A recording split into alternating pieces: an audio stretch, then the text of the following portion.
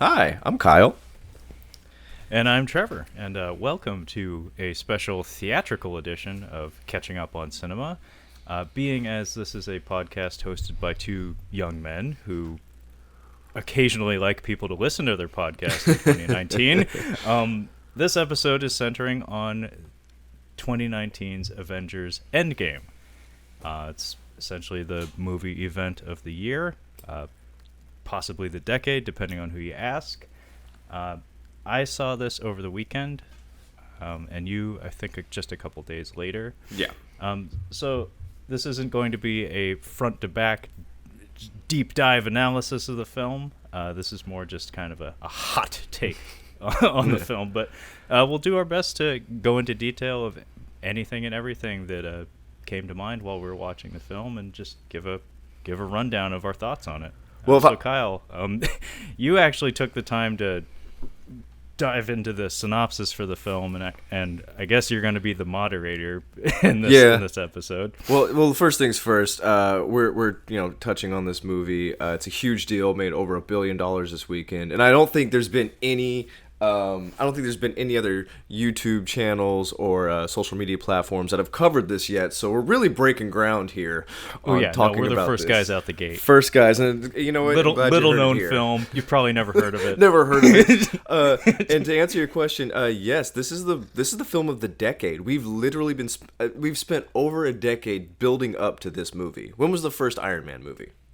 2008. Yeah, so it's been a little over a decade we've been building up to this one movie. What are we going to do with ourselves now that this is over?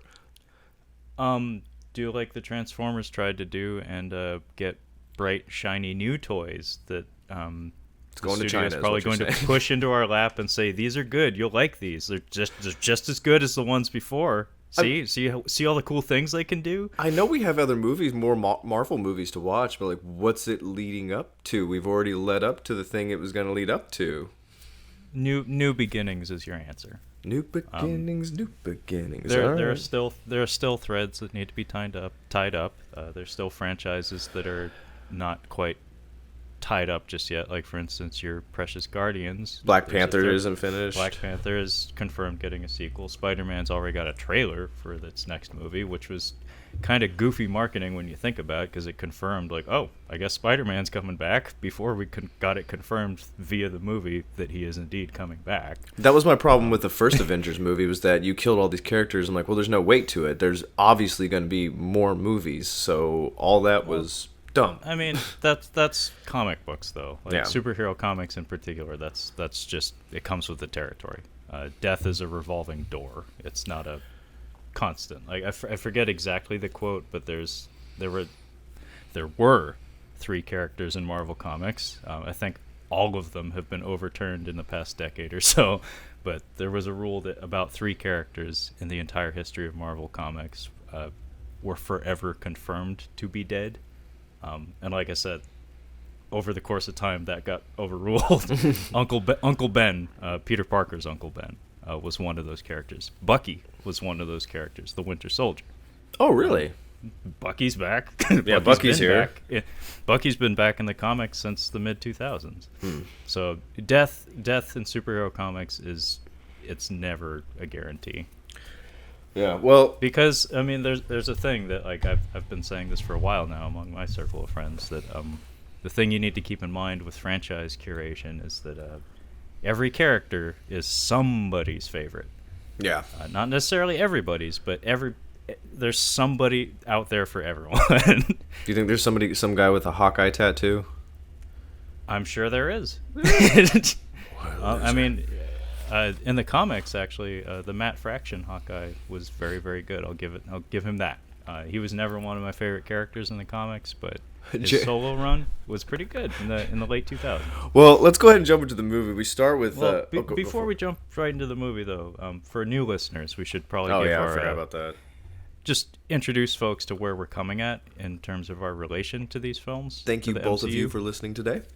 Yeah, for real. Thanks, guys. Thank you. Guys and gal, maybe.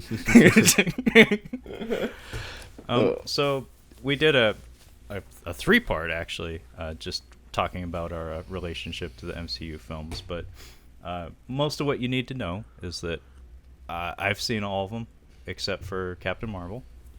And Kyle, I think, has seen most of them, except for, like, you could count on one hand the number that you haven't seen, right? Oh, yeah, I've seen the hits. I've seen the ones that would be like, no, you need to watch that one.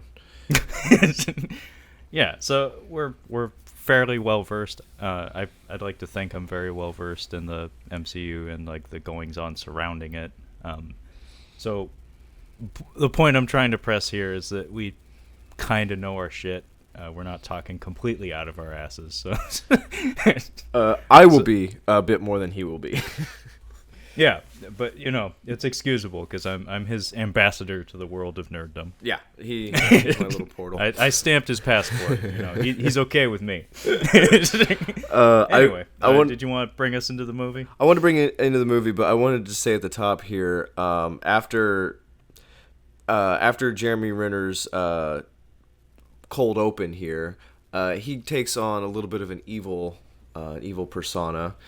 He looks like a female cage fighter. He looks like a female MMA fighter with his haircut and his sleeve. Yeah. I'm like, he looks like he's about to fight Chris Cyborg.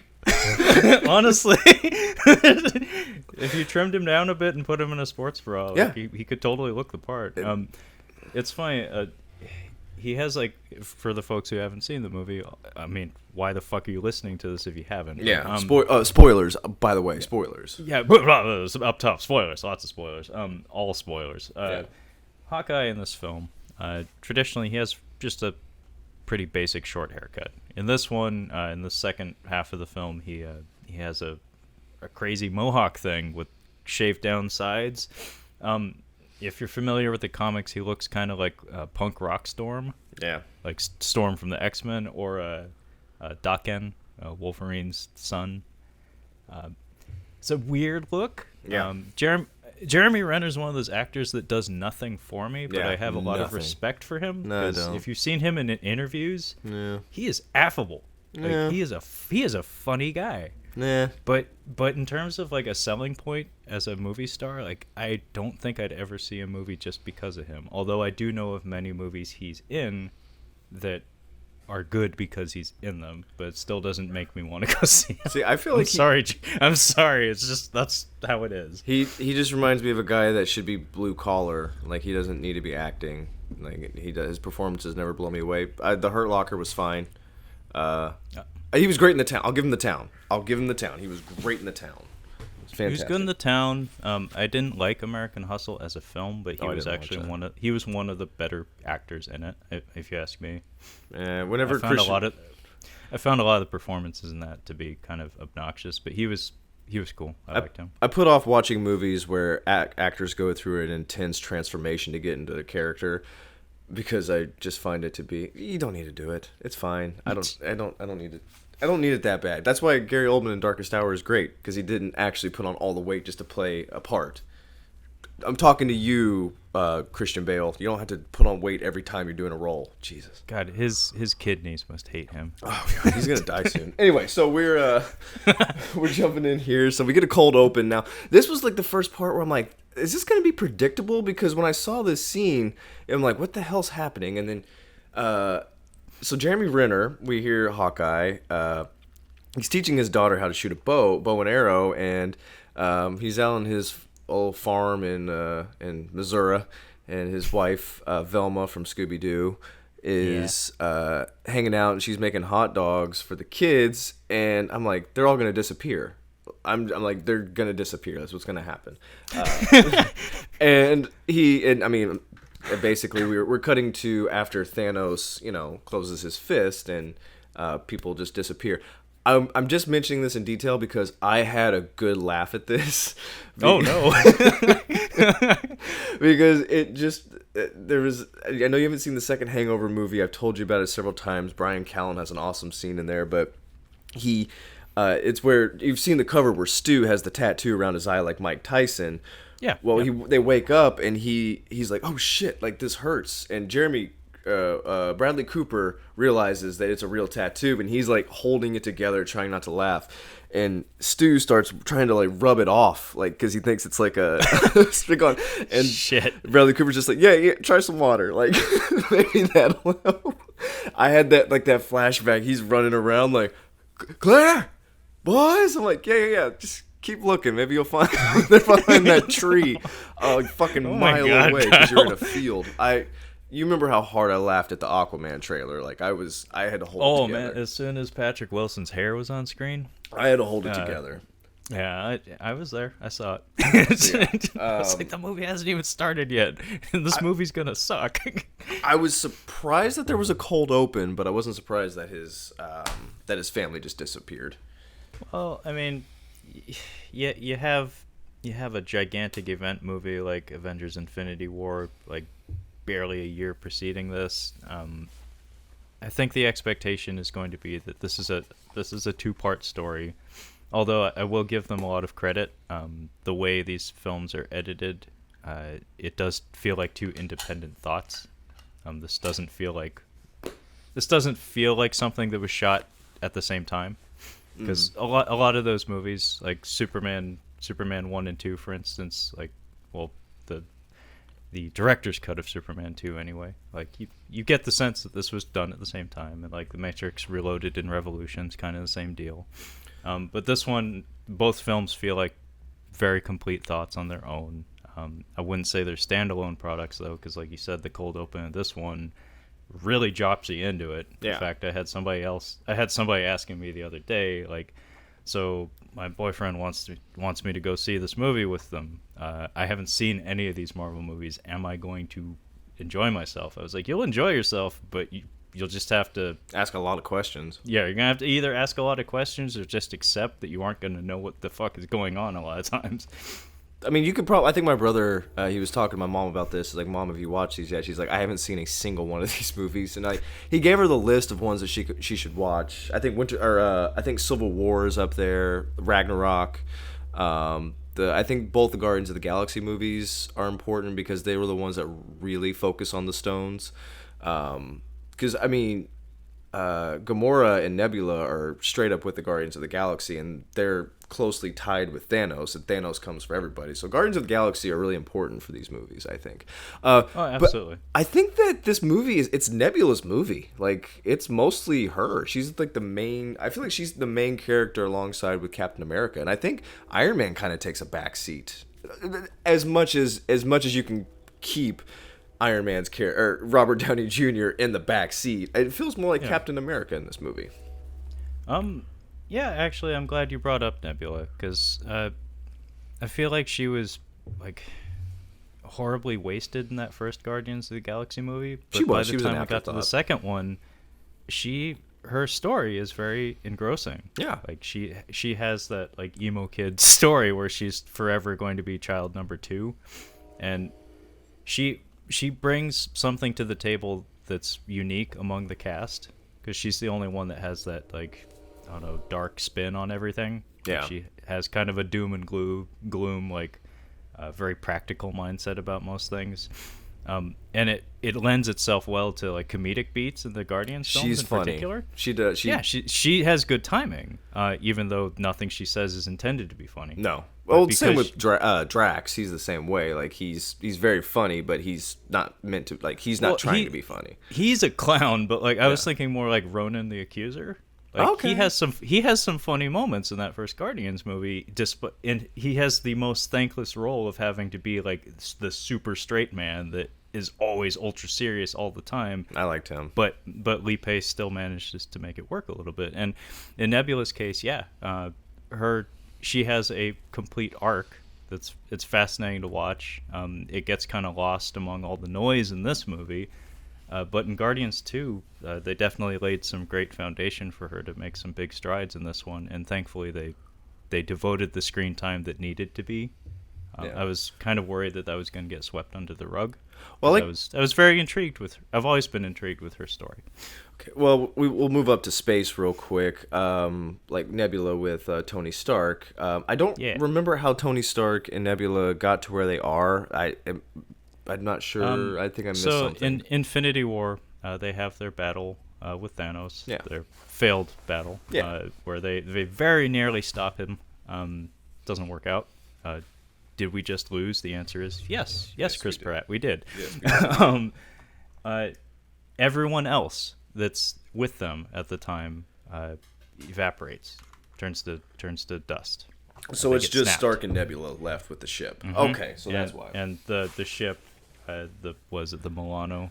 I believe Yeah, named after yeah, Alyssa yeah. Milano. Yeah, is I guess unaffected by all that. So I guess combination of his technical genius and her being a cyborg lady from space, they're able to pilot the ship. But where we meet them at the beginning of Endgame is they're adrift. With no hope in sight, kind of. Yeah, so they end up getting saved by the God in the Machine, Captain Marvel. But did Robert? It looks like RDJ went kind of method here, and he looks really. I don't skinny. think so. Okay. I think it like was the Matt Damon. I think it was CGI assisted. Was it because did Matt Damon lose it for The Martian? Did he actually lose the weight for that? I believe he did. I could be wrong on that, but I believe he did. Well, this one, I wouldn't be surprised if he skipped over a couple sandwiches or something. But Maybe. Based on the very tight film schedule for remember they filmed both of these movies at the same time. Yeah. I would think that would be too demanding, because it's a very tight schedule. But very good. I mean, they've shown this time and time again that they're very good at de-aging people, and putting other people's faces on old people's bodies. It's kind of creepy. Like, have you ever actually seen how they do the aging? No, scenes? I haven't. It's very fascinating. I watched a couple of featurettes about it. They've done this over multiple films now. The example I saw was the Winter Soldier, Haley Atwell, who's a very young, beautiful woman. They filmed her giving her performance, and then they hired an actress of essentially the same proportions who is very elderly, and she did the exact same performance with Chris Evans in the room with her. So they did the performance twice with two different actors, and then CGI'd them, like stitched them together. So it's not entirely like a CGI mask. It's actually like a stitching together of two different performances. I know you don't watch it, but I had actually watched the third episode of this new season of Game of Thrones the night before going into this, so I don't know if you've heard anything about that, but it was exhausting. But Game of Thrones actually has used body doubles for both Daenerys Targaryen and Lena Headey, who plays Cersei. They have a scene where she has to walk nude through the streets, and this is a creep moment on me. They had her have her full frontal nude walking through the streets, and I'm like, I don't think that's her, because I've seen Lena Headey nude in 300, and I'm like, that's not Lena Headey. And I found out. Did they do it all shitty where like her head's like kind of wibbly wobbly? It's really good. Is what I'm saying. I'm like, it's really good. And same with Daenerys. They did it with her. I'm like, I had no idea. I was just mentioning that because Game of Thrones locked in on something, or whoever they've got doing it there, they did a great job. Well, from what I hear, it's the single most expensive episode of television ever produced. Well, that explains it. Spared no expense for boobs. So yeah, Tony Stark is basically, even like facing his death, he's in. I liked his character in this movie, because you actually see him kind of defeated, like he's jumping ahead a beat. Yeah, go for it. We need to. Yeah, we kind of. This movie is over 3 hours long. 3 hours long. It takes an hour for this movie to start. Yeah, no joke. Yeah, jumping ahead a bit. When we do get back to Earth, and the way we're saved from space, being adrift, is a Deus Ex Machina. Captain Marvel just shows up. Yep, she just shows up. Just shows the fuck up. I don't know how she found them, but she did. Maybe it's actually it could be explained in the movie in her movie. Yeah, I didn't see it. Either way, it like seeing it. If that's actually what happened, that's kind of goofy. But comic books, I don't care. No. Anyway, she brings them back to Earth right quick, and the surviving Avengers are all hanging out at the Avengers compound. So she drops off the ship there, and then we're trying to nurse Tony back to health. And his scene, when he is hooked up to the IV and is not recovered physically or mentally just yet, was fucking great. It was really good. Like that was a standout moment across, I think, all of the movies for him anyway. Yeah. almost instantly is a term that we should try to use we should try to use very infrequent here, but almost immediately is a lot of this movie. How's time travel? Almost immediately. People just show up almost immediately.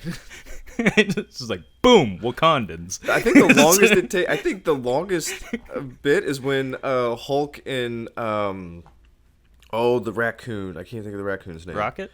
Bradley Cooper. When they go find Thor, I think that was the only scene where it's like, no, we're gonna take our time. We got to build up to this, you know. There is a bit of dragon ass that happens here and there in this movie, but I guess we'll get to it. But the scene in question is Tony Stark throwing a hissy fit because he's basically, like you said, he's defeated.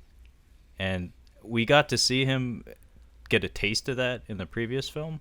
His little standoff he has with Thanos at the end of Infinity War was bloody impressive shit. I was ready for him to die right then and there because I was like they would earn that. If that's how he goes, sure, that's great. He threw everything he had at him, didn't work out, and then he gets this sad, pathetic death. Even from a visual standpoint, just from an aesthetic standpoint, seeing this giant hulking purple man take this tiny, sometimes fit but not always middle-aged guy, take his little knife from him and stab him in the gut with it and kill him with it. That's some heavy shit. But he survived that, and it's kind of like his punishment. Is that you're the one guy who's been knowing all this shit's going to come down and have been powerless to stop it. So now you get to just swim in that for a long time. And his tirade at the Avengers headquarters is pretty impressive because everybody else is like scrambling around. The whole time he's been away, they've been working to try to fix things, like get everything back on track. And he's just not having it. He's like, we had our chance, we fucked up. That's it. I'm still here. Kind of sucks.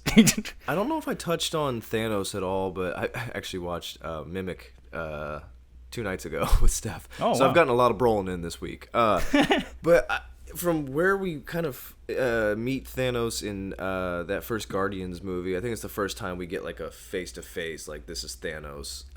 He wasn't really a character quite yet. He was just a dude sitting in a chair. To where he is now in these movies, I was actually surprised at how much, like, if you watch Aladdin, I can't watch the genie and not think of Robin Williams in the booth doing all the crazy shit. Like, I can just see that. I just see. Well, Robin just Williams. Picture the opening of Mrs. Doubtfire. Yeah, like him doing the parrot's voice. But as Thanos, as a big CGI dude.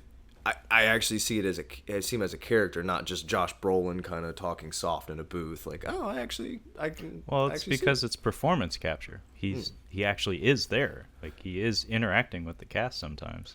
Yeah. I told you before. Like, watching the actual filming of his scenes is the most hilarious shit. Really? So he's in performance capture gear. So he's covered in white dots and stuff. Okay. He's got this big fucking football helmet with a camera pointed right up his nose. Oh, really? But then he has like a cardboard stand-up of Thanos standing on his shoulders. Oh my goodness. And it's like 4 feet taller than him because that's where the actors need to be looking. Yeah. And so he's like carrying himself like he's, a 9-foot ogre. And all the actors have to be like, but he has like no joke, like a 2D Thanos torso hovering over him, like.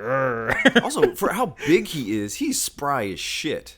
I actually kind of love that about his abilities. Yeah. Because one thing that I think a lot of folks like, power levels are always of utmost importance when it comes to comic books and nerdy shit in general. If it can be quantified, nerds will flip out about it. Thanos, if I recall, and I could be wrong, in the opening of Infinity War, we get to see him square off against the Hulk. It sends a very strong message because a gimmick that they added that wasn't in the comics in these movies is that in order for his Infinity Gauntlet to work, he has to close his fist. Yeah. Which makes him, you can stand a chance if you, like when they fought him, like Spider-Man and Star-Lord and Iron Man, when they all fought him together, the main tactic was keep him from closing his hand. and it kept them in the fight for as long as it did. His fight with the Hulk at the beginning of Infinity War, if I recall, he actually didn't use the Infinity Gauntlet. So he straight up whooped him just by virtue of being big and purple. Yeah, and the Hulk is like ninja speed. Yeah, no, the Hulk is supposed to be like everything physical. He's peak. Yeah. But yeah, Thanos whooped him without the Infinity Stones, and in this film we get to see him cut loose against many people at once, and we see that it translates to him being very formidable in strength, speed, whatever, agility, durability. Well, so Nebula is taken. She's on the good side now, and she survived. So she's more or less the one that helps them find Thanos, but she's also the one that creates the problem in the movie. But she's like, he's living in the garden, and they're like, well, what the fuck's the garden? It's like, it's a planet, and they're like, they just look at a planet. She's like, that's it, and then basically they get in a spaceship and they send Captain Marvel out. She's like, yeah, he's down there. There's nothing else but just him. I'm like, okay, well, that's super fast. He's doing, like, if you remember the previous movie, he's doing exactly what he said he would do. Yeah. He's just hanging out. He's chilling. Yeah. He's a farmer now. Yeah, he's a farmer now. He's making some kind of stew. He's raising pineapples. He's like, it's like a stew, a fruit stew. It doesn't make sense what he's doing. Maybe he was cutting vegetables to make a stew, but I'm like, that's fruit. It's very carby. Yeah. Well, he just got done beating a lot of ass. He's hungry. Maybe he's making a chutney or something. He's making a chutney, yes. He's making mango salsa. Yeah, so they get in there, basically, and come to find out, the reason why they find him is because whatever killed all the people, whatever that finger snap let out this pulse. And that happened here. It also happened on this planet. So they find him, and they track him down, and wouldn't you know it, he's got the glove, but the stones are gone. And apparently what he did was he used the stones to destroy the stones. I don't like that phrasing. Yeah, well, we hear it more than once in this film, and I don't know why, but that like bugs me a little bit. I used the stones to destroy the stones. How? I used them to destroy them. Like I used them to destroy this. I don't know. It's like using an axe to destroy an axe. How did I use the same axe to destroy the same axe? How? I mean, there was a Lego animated movie I made with my friend when we were like 12, and I remember I still give him shit about this because he used the phrase, "One day in the king's forest, the king was taking a stroll through the king's forest." I was like, that's a few too many kings and a few too many forests, buddy. Anyway, he apparently he decided to hang out on this planet and spend the rest of his days just chilling, and he, I guess, to prevent them from overturning what he did, the snap that killed half of all sentient life in the universe, he used the Infinity Stones to destroy them. He is massively burned on half of his body, and it looks like the glove is fused to his hand now. Presumably because of that energy pulse. Yeah. So he nearly killed himself doing this, but he's okay with it. He's got mango salsa. Yeah. He's got a lifetime of mango salsa. So yeah, all the surviving chips. Avengers, they all come down on him, and they're not having it. They start roughing him up a bit, and then as soon as it starts to become clear that there's nothing to be found here, Thor beheads him. Yeah. Yeah. That was a thud. That head, I mean, that head is big. It made a... I got kids, man. I mean, seriously. That was like a beheading that we see twice in this film. Well, they thought they were defeated, but then they were just like, now it's double defeat. It's like, now we have a chance to reverse this. And like, no. There's no chance now. So now they're just like, well, fuck. Like, now we're done. So I think we cut to 5 years later. And remaining men together, Captain America is doing a support group for men who have lost their balls from testicular cancer. Or that's what I thought when I saw it coming up. It's like, where's Meatloaf? Seriously, that's what I thought when I was like, is this a support group for I think it was intentional, because even the lighting in this scene has that like grimy, yellowish, green like that to it. Well, Earth, like if where they establish this is there's a stadium and there's a shit ton of cars just crumbled up. So we realized like, half the world's population or half the world's living creatures are gone, and I guess Captain America is kind of coaching dudes through just life, not crying at dinner. This was a interesting little scene because it's done in that kind of like shaky cam, like verite kind of style, where we get Captain America. It's a very long take of him like hearing this fella out, who is played by one of the directors, by the way. I forget if it's Joe or Anthony Russo. He's a gay gentleman who is like telling the group that he went out with a fella and they both broke down crying during the date. And long story short, we're going to see each other again, even though it wasn't very comfortable, but we're going to keep trying. And that's the message of the entire meeting, is that Captain America is trying to stress that we have to go on, we have to keep living, and which is kind of a mixed message, because actually when I thought about it like a couple days after watching the film, I was like, this film actually carries a strange message, especially for young folks. And I think it speaks to the era we live in, actually, that this is not how the world works. When something catastrophic happens, you do have to move on. Yeah. There is no bringing people back. Like, there is no reset button. Like, so it sends this weird message where it's like, yeah, everything's great. We won. It's like, no, but you lost. Yeah, but we have another $5 billion to make off of other Marvel movies. So I understand. From a storytelling standpoint, this very much is a comic book movie. It's just when you have a story that touches so many lives and is seen by so many people around the world, it's just a funny message to send. It's like, oh yeah, you can fix that problem. Yeah. Like you can all those people that died that you're sad about. Yeah, you don't have to be sad about. You can bring them back. It's like, no, that's a terrible message to send people, because that's not how life works. So yeah, Ant-Man, I didn't watch that Ant-Man and the Wasp because I hated that first Ant-Man movie. I did, and it is the most nothing entry in the entire it does nothing. MCU. And I forgot. It does even less. I forgot that he was in this, and then I saw Paul Rudd pop up. I'm like, shit, I forgot he's in this again. That's where I went to that's why I went to the bathroom, by the way, because I'm like, I'm getting my pee in early so that I can sit through the rest. I'm sorry, that's where it was. Yeah. When I came back, Paul Rudd was like looking at a tombstone, or the list of names, basically. He was looking for his daughter. Yeah. So, for you, I guess, and anybody at home who hasn't seen Ant-Man and the Wasp, the conclusion in that film has him going into the quantum realm. Yeah. Which means getting real small, where time works differently. He's exploring there. He earlier in the film saved Michelle Pfeiffer, which, if you're gonna save somebody, cool. Yeah. So she's back. She's Michael Douglas's wife. Nice. And his girlfriend, who's played by that lady from Lost. I don't know names. Yeah. Anyway, he is in the quantum realm, and then when the snap happens, when half of the universe's sentient life is exterminated, I call her fake Beckinsale, by the way. Sure, we'll go with that. Isn't she from the Hobbit movie too? I was gonna say, I keep thinking it's Kate Beckinsale. I'm like, oh, is this Kate Beckinsale? Oh, that's not Kate Beckinsale. Is it Kate Beckinsale? That's not Kate Beckinsale. It takes me a long time to convince myself it's not her. You're like nudging. It takes a your really girlfriend in long the theater the whole time. Like, sorry, fake Beckinsale. Yes. Anyway, when he's in the quantum realm, the snap happens, and Michael Douglas, Michelle Pfeiffer, and fake Beckinsale are all manning the terminal that would be used to bring him back. Yeah. So he gets trapped there for, I guess, the entire 5 years. But it felt like 5 hours for him. And presumably Michael Pena gets snapped too. I didn't even know Michael Pena was a part of the MCU. He's part of the Ant-Man films. Oh. That's why I watched it.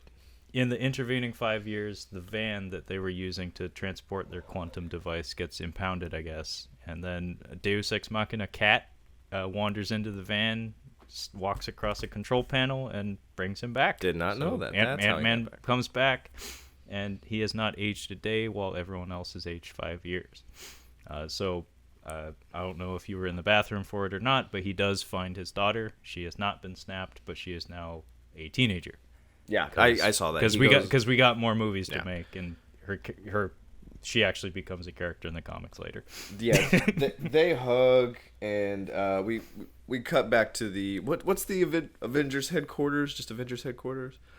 I mean, sometimes it's Avengers Tower. At one point it was the Triskelion, but HQ. that got blowed up in Winter Soldier, so I don't know what they call it now. So the people that we have left are Romanoff, Rhodes, Danvers, Okoye. How do you say her name? Okoye. Okoye, Rocket, and Nebula. And Romanoff, the Black Widow, ScarJo, she's basically running stuff with just a peanut butter sandwich, and they're all hologrammed out, like watching stuff. I feel dumb after watching this and thinking back. I'm like, oh man, I forgot about Captain Marvel. They literally told you to forget about Captain Marvel and keep her completely away from the movie. Every scene she is in this movie, she makes sure to tell you, I'm not going to be reachable. I'm not going to be. I'm not coming back. I mean, I might come back later. But yeah, it's like I got some shit to do. I'll be back. It's going to be a while. Don't expect me to show up though. Game of Thrones is better because this same. I'm literally like I'm mirroring because this episode. No spoilers for GOT, but this exact same thing happens in the episode where you're like, oh my god, I completely forgot, but you actually do. Like you would not have thought of it. And Game of Thrones does that so well. They've made the whole series off of that. Like, oh my god, I forgot about that. Here they're like, Captain Marvel's like, I'm not going to be here. She's like, I'm going to be here for a while. Like no joke, she has 3 or 4 scenes in this entire film, and literally every one of them ends with her like making sure everybody's like knows like I got some shit to do. I'll be back. I'm not going to be here for this. Yeah. Like you guys are going to have some cool stuff to do, but I'm not going to be here for it. See, Game of Thrones is better because they do this in an hour, and this took 3 hours for them for you to forget about Captain America. Yeah, it's ridiculous. I mean, in this case, what we've basically got here is like a patched together version of like some sort of international. It's the B team. Yeah, it's the B team, and the Black Widow, who had blonde hair in the previous movie, and they do a decent job with like showing the passage of time by showing that she's letting her natural red grow back in, and so her hair's kind of disheveled and half blonde, half red. Yeah. But she is stressed the fuck out. Yeah, you can. And she's only playing leader because there's no one else. What about Captain America? Why isn't he running it? He likes to be in charge. He has meetings. He's more of a hearts and minds guy. He's not the guy who honestly, like he's that guy. He's the guy on the ground. He's not the guy dishing out all the orders from the top. He's not coaching, but he's in that circle hyping you up for the game. I get you. That's right. Yeah, gotcha. That's right. Can we speed through this real quick? She basically says, vanish. And Don Cheadle sticks around for a second, then he vanishes. And then Ant-Man comes up. Oh, it's important to note that Don Cheadle, before he vanishes, the reason why he sticks around is because she has him looking for Hawkeye. Oh, yeah. Hawkeye's gone who's rogue. Apparently been going on a fucking killing spree. He's been going on a kill. Like, he's Deadpooling it up. Like, he's just killing people. Opening of Deadpool 2, that's what he's been doing. Yeah, pretty much. Honestly, that's exactly what he's doing. Why don't they just have Deadpool? 9 to 5. Why couldn't they do that? Yeah, anyway. So, yeah. Captain America and Romanoff are having a discussion here. Should we just refer to her as ScarJo? Is that easier? Because she's got like 3 names. Sure. Okay, ScarJo and Captain America are having a talk, and it's taking forever. And then Ant-Man just pops. Seriously, they just look at each other, and it's like, yeah, you know. Well, see, this is the unfair advantage that franchise films have, is that these looks that they're exchanging carry weight only because we've seen them in many other movies together. Yeah. So for you, who has not seen a lot of the Captain America movies, it means a lot less. So I can see why it would be very tedious to you. I was checking my watch during this meeting. Yeah, like, okay, no, I understand it, because if you're not as invested and you weren't there for all those moments, then of course it's going to be like, what the fuck are they doing? Just fucking say something. Yeah. So use your words.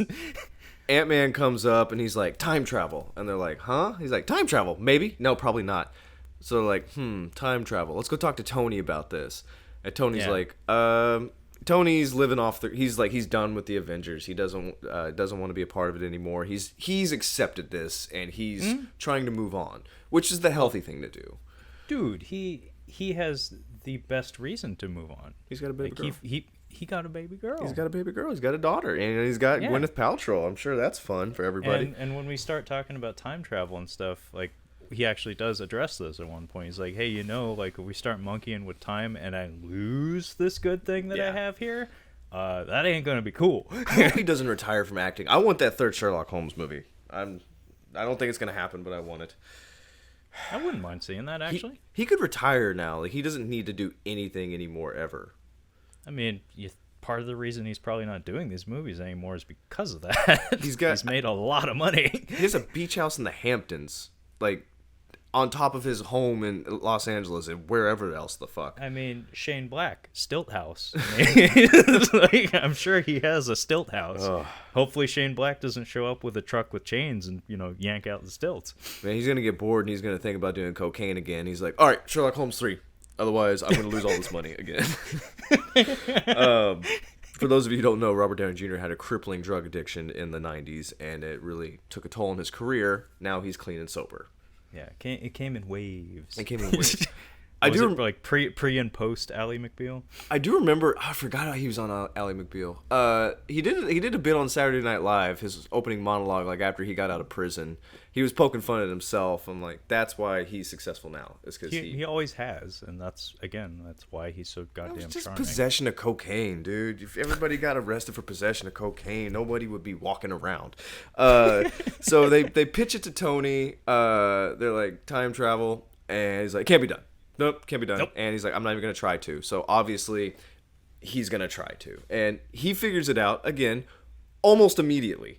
He figures out time travel later that evening. And I like his reaction, too. He's like, fuck, like, we have to do this now.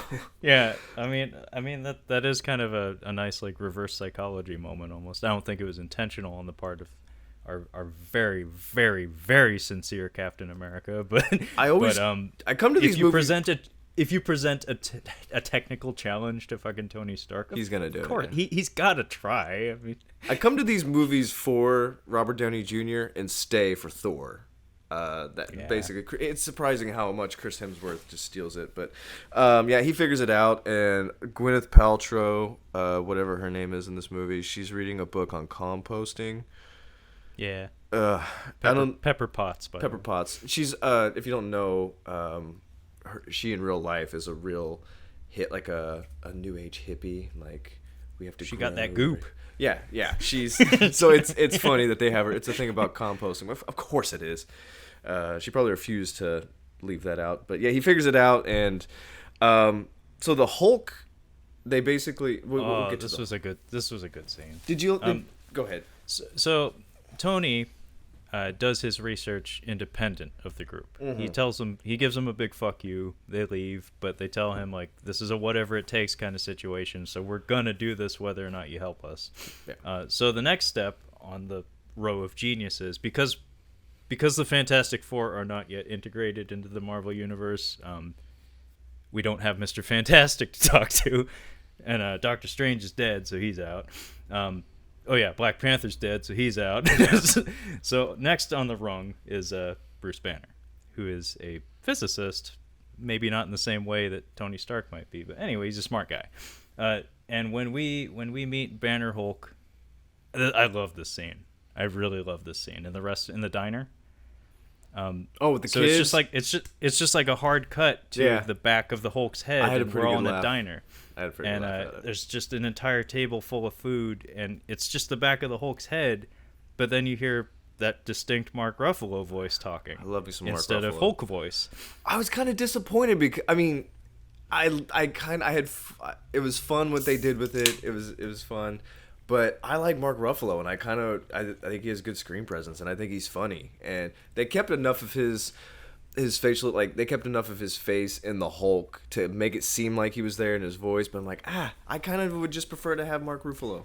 Again, this was performance capture. Yeah. So he was there. Yeah, but he wasn't. There very much was his face. This is, think of Andy Serkis performances. It's the same shit. I can't think of Andy Serkis performances because there's ones I don't even know about that I saw. They're like, oh, that was Andy Serkis, by the way. But it's the point I'm trying to stress is you did see him. He's just covered in a CGI mask. But I really liked what they did here because this is actually a nod to the comics. Is Smart Hulk, where you find like it took this long, but finally we have Bruce Banner makes peace with the Hulk. It took him like 5 years of, I guess, stress. Well, maybe not 5 years, but basically he got to the bottom of it and he found like parity with Hulk. So now he can be the Hulk, but retain his consciousness and retain his intelligence. He did the limitless move, yeah. Yeah. So what this scene is basically our heroes are trying to pitch this idea to him, and he's hearing them out, but at the same time he's very distracted because he's a local celebrity. Basically, I loved what he did with his performance. He's like a retired prize fighter, or like Lou Ferrigno or something. Lou Ferrigno. He's literally like Lou Ferrigno in a public space. Like, people are like constantly bugging him and asking for him for autographs. That shit with the like kids his is speech so pattern is like a little bit slower than normal Mark Ruffalo, and like he does like stupid like poses and stuff. And he's good. like he's kind of like eating it up. He's kind of into it. He's like, no, you should take a picture with him. No, he take a picture. You should take a picture. He's so nice about it. Just his speech cadence and stuff. I was like, that is so perfect. He sounds like a retired fighter or something. Like, apparently this is what Mike Tyson does with everybody. Like, he does this shit every day. Yeah, no, it's like any bodybuilder or something. People, it's just magnetic. People flock to you. And Try that shit with Floyd Mayweather. You're not getting a picture of that dude. Oh well, he's got like 8-foot tall bodyguards surrounding him. If you can get to Floyd Mayweather, you get a picture of Floyd Mayweather. You earn that picture. You earn that shit. I was thinking like more like a Rocky Marciano or something. Yeah. Okay, so after we have our talk with Hulk, which obviously he decides to help us out. Yeah. It's very very funny. Anyway, is this when we find Hawkeye? Or do we dig around? So Hulk figures out time travel. He kind of like, I think they're about to piece it together. While that's happening, they go to find Barton. Barton is Deadpooling. Yeah, this was a nothing little scene, that so much so that I felt the need to take my pee break. I knew I was going to need one. Oh, you missed it. You didn't know who's in this scene. Who's in this scene? No. I saw the fight. Oh, okay. But as soon as Hiroyuki Sanada was dead. Thank you. I was like, I know. Who it's very important to note, he has been in the Fox Marvel movies as well as the Disney Marvel movies. I did not know that. Because he was in The Wolverine. I was not aware of that. Long story short, if you're not familiar, Hiroyuki Sanada is a gigantic big-name actor in Japan. He's a little older, obviously, but he's immensely talented, and I think the reason why he gets a lot of international gigs is because he speaks the Queen's English quite well. Yeah, he's pretty good. But he is here to fall down. Like, I was nudging my friend in the theater because he's Korean, his wife's Chinese, and I was like, so we got two things here. So we got a big name Japanese actor in the movie to make sure that they go see the movie, but we killed him to make sure that the Chinese people go see the movie. That's fucked up. Oh my goodness, that's terrible. Trevor's Asian. He can say this stuff. Yes, I can. Point being, big name actor that you probably don't give two shits about, but he's just here for a minute and he dies. But his sword fighting ability is not to be trifled with. Actually, he's quite good. Probably the most well-known Japanese actor I know of, because when I saw Ken Watanabe, maybe. Yeah, I think I've seen them both in about the same amount of stuff. But the Last Samurai is one that they're both in. So funny enough. Yeah, funny enough. Anyway, we tracked down Hawkeye, who is wearing the Ronin costume from the comics. He does look pretty badass. I'll give him that. It's black and gold. He has a katana, well, kind of a katana. Anyway, I took my pee break right after he killed him. Did I miss anything? No, I saw. I thought it was Bucky, and I was really confused. I'm like, wait, what? Who is that? And I'm like, oh, it's Jeremy Renner. I thought it was Bucky who was out there cutting motherfuckers up. No, Bucky found peace. Yeah, he died. That's why I was confused. I'm like, Bucky. I couldn't remember. I'm like, did Bucky die? I'm like, wait, why isn't that? Yeah, Bucky? he did. Yeah, Bucky did. We don't really miss anything, but this is where, but we'll speed up to our plan. Yeah, the plan. Sure. We got to get to the movie's going to start now, and 51 minutes in, this is just right on time. Yeah, no joke. This is about an hour in. We've glossed over quite a bit, I think. But yeah, so the plan is that they're all going to split up. And whose idea was it to have Hawkeye and Black Widow go for give me just a sec. Soul Stone. The Soul Stone. I don't know if Yeah. that was on purpose, and also I have a problem with that, and I had a problem with it the first time around. The Soul Stone doesn't make sense to me. So Yeah, we need to talk about that scene. That was an interesting pairing for that particular mission. I don't know how we didn't draw straws. They were just like, okay, we're gonna go do this. It made sense for. We'll jump into it here. Rocket and Hulk find Fat Thor. That's the next thing.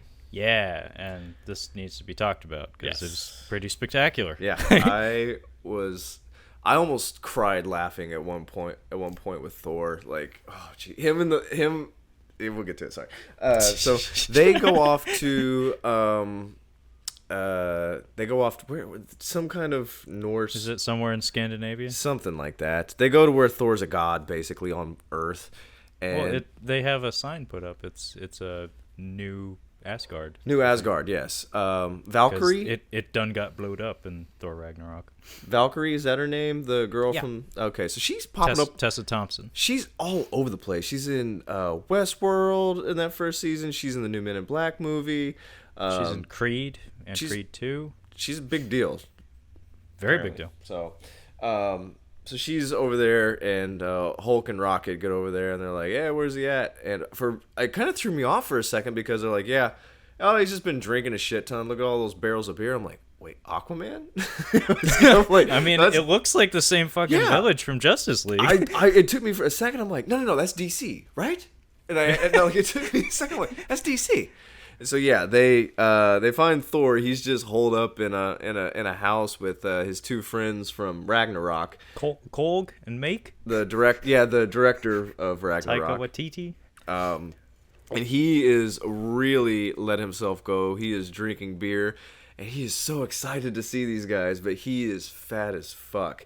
And I felt bad because the guy I was sitting next to was pretty big. He was definitely a neckbeard. I was sitting next to a neckbeard in this movie. Oh. Yeah. Were you getting a lot of, I understood that reference? He was laughing, so I was like, I'm laughing with him at this. Yeah.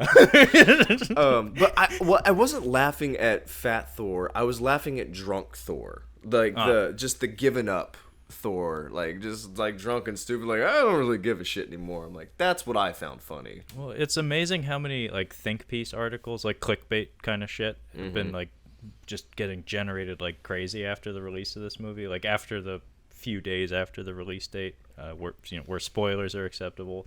I've been noticing like a lot of articles about the problem with Fat Thor and the problem with that one gay guy in that one scene with Captain America, because I guess people of those communities were not happy with that in some way. I would be the first one to tell you if I had a problem with something like being portrayed bad gay. I'm like, that seemed like it was coming from a place of like, this isn't enough because of this is insufficient representation, because I can't begin to understand. It's not my argument to have, but Fat Thor was another one that apparently upset some people. Where it's like, you don't understand. Like, and I need to put a stop to that, because that one I actually can back. Like, Fat Thor, I don't think should be offensive, because they don't have like, oh, fat guy fall down kind of jokes. He's drunk every time we see him. Yeah. And he's horribly depressed. Yeah. It's just like, he is horribly depressed with very good reason. And you know what happens to a lot of really depressed people sometimes? They stop taking care of themselves. Well, it's funny because he's always so chipper, and not chipper, that's not the word I want to use. He's always real motivating, and he's always got like a goal in mind, and it's odd to see his character just let himself go. Well, his strength, his ability to solve problems with his strength is his source of pride. Like, especially in Thor Ragnarok, like he gets in a lot of like dick measuring contests with Bruce Banner. Yeah. Or like there's I forget the exact wording of it, but like Banner asks him like, "Oh, we fought. Did I win?" And he's like, "No, of course not. Like, of course I won easily." He has a lot of pride. He has a huge ego, and absolutely. Because I mean, think of how many situations he comes across that can't be solved by just brute strength.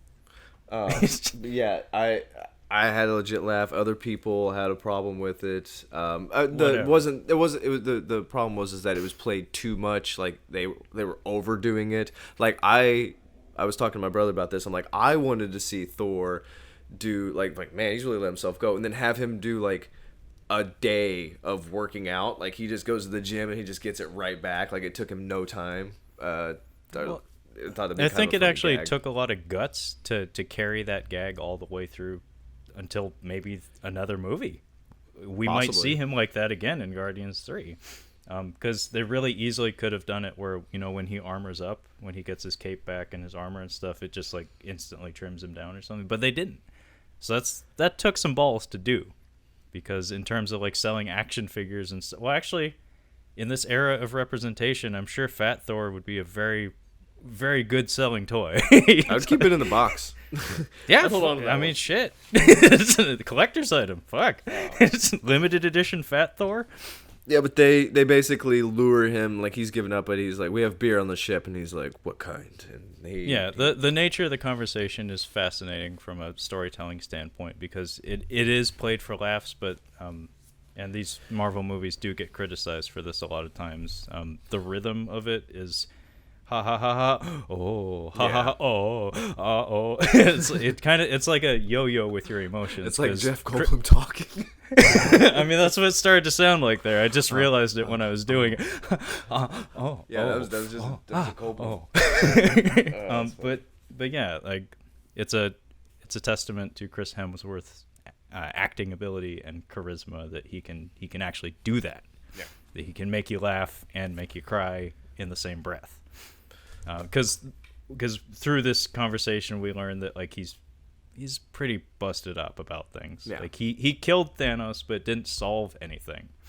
So it's like he did the thing that he spent the entire previous movie trying to rectify, and it didn't fix anything, and so he feels like a failure. Well, they're realizing what we realized at the end of that first Avengers movie is that you lost. Like that's what happened, and these are people that are not used to losing.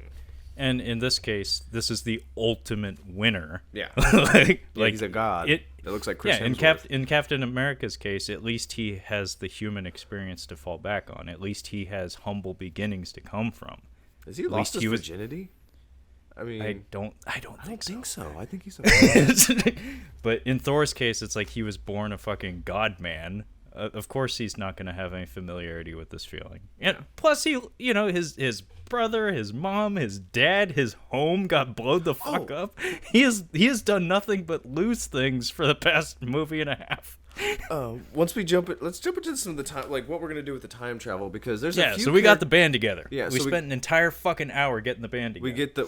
We get the band together, lose the band, get the band back together. And now we have new uniforms, so that's more merch that we can make. Oh, the uniforms! I do not like them. I did not like these time traveling uniforms at all. But there's several characters in this movie that they're like, they tease like, they're gonna be in the movie. Loki says nothing. He doesn't even have a word. I was kind of shocked by that. But Hulk, Tony, Captain America, I'm just referring to as America, and Ant-Man, they're just call him Cap. Just call him Cap. All right, whatever. They're going to New York to get the Space Stone, and I think they're going to get a second stone, if I'm not mistaken. The Mind Stone. I believe there are 3 in New York. Okay, so they're going to get a few stones. Thor and Rocket are going to Asgard to get the Reality Stone. I'm just going to sum up theirs real quick. Nothing happens. Sure. Nothing happens. They get the stone. He meets his mom. She dies that day. Nothing happens. He meets his mom, and she gives him a Rocky 3 / Rocky 4 pep talk. Yeah. So it's just swap Adrian out for Renee Russo. So Talia Shire for Renee Russo, and it's his mom instead of his wife. And she just gives him a pep talk, tells him the classic Disney line of "You are beautiful as you are." Just be doobie doo. Yeah. And he summons Mjolnir, his big hammer that got destroyed in Thor Ragnarok, because we're in a different time now. Yeah. Which is really funny actually, because we're in. We can't Thor, do the time. We cannot. The time travel. No. We're not going to get into the details of it. But I just wanted to point out that we are in Thor: The Dark World, and which we're harvesting the Reality Stone in liquid form from Natalie Portman, who clearly did not want to have anything to do with this film, because I'm pretty sure she only appears in stock footage that's been doctored to make it appear as if it's new footage. They still had to pay her for it. Yeah, I'm sure she got paid, but I do not think she filmed anything for this movie. Anyway, yeah, go ahead. My point is, we are in Thor: The Dark World, which is like almost universally regarded as one of the worst MCU movies. And then when we do meet Howard Stark, Tony Stark's dad, the actor that they selected to play him was the actor from Iron Man 2, and I believe Mad Men. Yeah, he's from Mad Men. For obvious reasons. And Veep. That's kind of, point being, another Marvel movie that is almost universally regarded as one of the worst ones. I disagree on that point, but I just think it's funny that we're revisiting like the not terribly well liked ones. Yeah. Well, but yeah, we go there, and that's literally all that happens. Thor gets a hammer and a pep talk, and we get this. Rocket gets the stone off screen because Natalie Portman didn't want to be in the movie. I'm just saying there was no obstacles in this. Like, getting the stones was supposed to be like the fun part. The only, like, in New York, there's actually like a problem. Something goes wrong, and Loki basically comes out with the stone, just disappears with one of the stones. So yeah, it falls on the ground. He teleports away. Yeah, he just gets away. Doesn't say a word. So that parallel universe is fucked. Yeah, yeah, no shit. 'Cause, yeah, he didn't even like. He wasn't even like kind of good at that point. Like, he was still a shitheel. So. Oh yeah. So Captain America and Tony Stark are having a conversation that they're not letting Ant-Man in on. They're just like, you think? They're just staring at each other. And I'm like, what the fuck are they talking about? They're like, well, we got to go back to like 1970 something. And I'm like, yeah, this didn't make any sense to me. So, because I guess I missed the movies where I haven't seen a lot of the Captain America stuff. So didn't need to. Okay. Well, the facility that they go to is in Winter Soldier, which is the one you haven't seen. So obviously you wouldn't be familiar with that. Yep. So Captain America knows of a secret Hydra facility that's there. And the reason we go back to this time period and this location is because everybody's super suits have been fueled with, they're called PIM particles, by the way. Yeah. The stuff that makes you go through time, makes you get real small. Flux capacitors. They only have enough of the juice, the super juice, to make like one trip, like go to the destination, come back.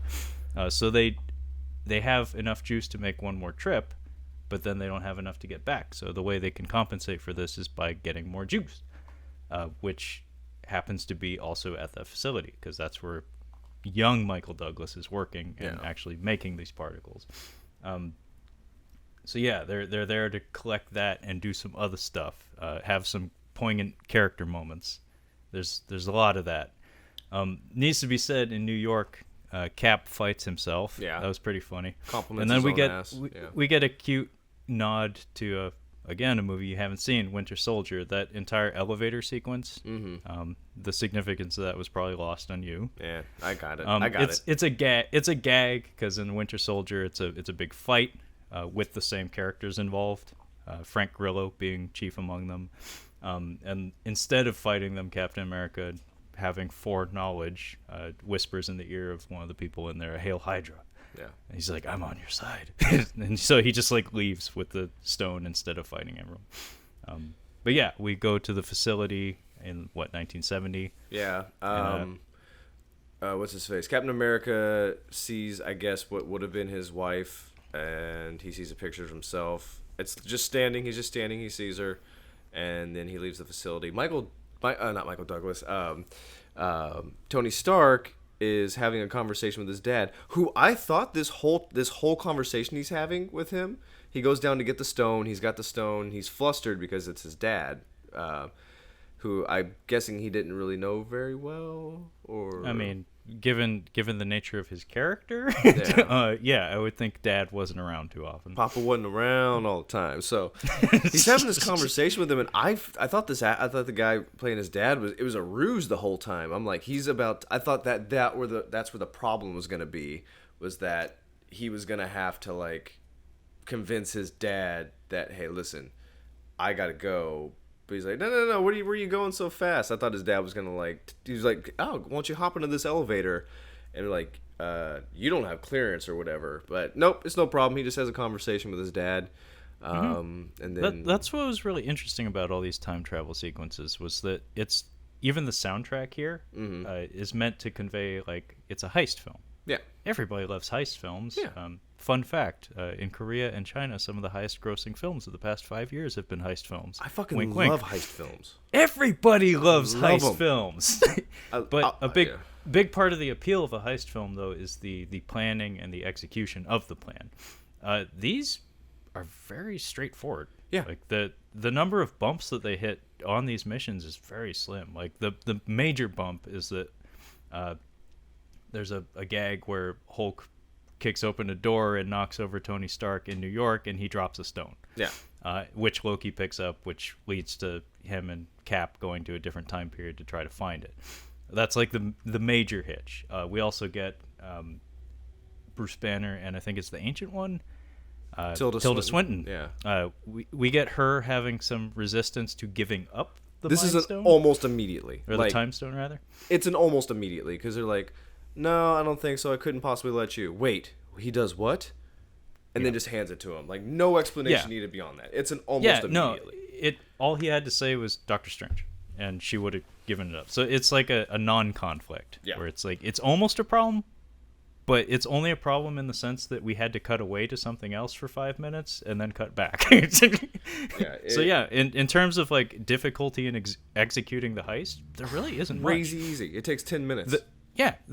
Except it doesn't. It takes about an hour. Yeah. Nebula. Go for it. In the 1970s, though, I don't know her name, but she's from Community. Yeah. Yvette. She's funny. Yeah, she's funny. She's great. She's very Community. sweet. I can't think of... She's in this scene, and it needs to be said that the Russo brothers, I guess, were directors on that show. Gotcha. Oh yeah, they are. They have a lot of cameos from Community actors. In fact, Ken Jeong is earlier in the film. I didn't notice him. He had a big bushy mustache. Oh, that's funny. He's at the impound lot where Ant-Man comes into the film. Oh yeah, I wasn't there. And he managed to make me laugh. He has no lines in this film, but he made me laugh because there's this shot of him at a distance watching Ant-Man run away with a cart full of stuff, and he's got his hands on his hips like this, and just his posture, his body language. I was like, that's fucking funny. You weren't getting Donald Glover or Joe McHale for this. You're gonna have to pay them. Absolutely. But yeah, she's really funny. Nebula, Shirley. Nebula and Rhodes are gonna go. So they're in different times stealing these stones. I think that the Hulk crew, they're in like 2012, and then Thor and Rocket are in like 2013 or something like that, and then Nebula and Rhodes are in whenever Guardians of the Galaxy came out. Yeah, 2014. They're on the exact same planet that we opened Guardians of the Galaxy. Yeah. In fact, they meet Chris Pratt, and it's pretty funny. Yeah. So we jump around a lot with the Nebula because we have two Nebulas. It gets a little confusing here in this section. It does. Do you want to finish them out before we get to Hawkeye and Romanoff? Because I think that's where you and I have a problem. So, Hawkeye and Romanoff, they actually travel with Rhodey and Nebula, and I think what happens is Nebula and Rhodey hang out on the planet. They wait for Chris Pratt to show up so they can knock him the fuck out. Yeah. And take the stone that I think it was the Power Stone that he was going to grab. Yeah, from there. the Power Stone. And then Hawkeye and Romanoff hop back on the spaceship. They get on the spaceship. I think they actually jack Chris Pratt's ship. Yeah, I think so. And they, like, Nebula helps them program their destination because now they know where, I think it's called Vormir, where the Soul Stone is housed. Which at this point in the timeline, nobody fucking knows where it is except maybe Gamora. So they shuttle off, and then Nebula makes it known that. So we're hanging out here on the planet, and by the way, I'm coming here. And Rhodey's like, "Huh? You could have told me that earlier." And then we cut away to Gamora and Nebula on a mission for Thanos. Yeah. In 2014, and then we get a little bit of a reintroduction to their relationship at that point in time. It was not what it would become, so they're very much at odds with each other. Yeah.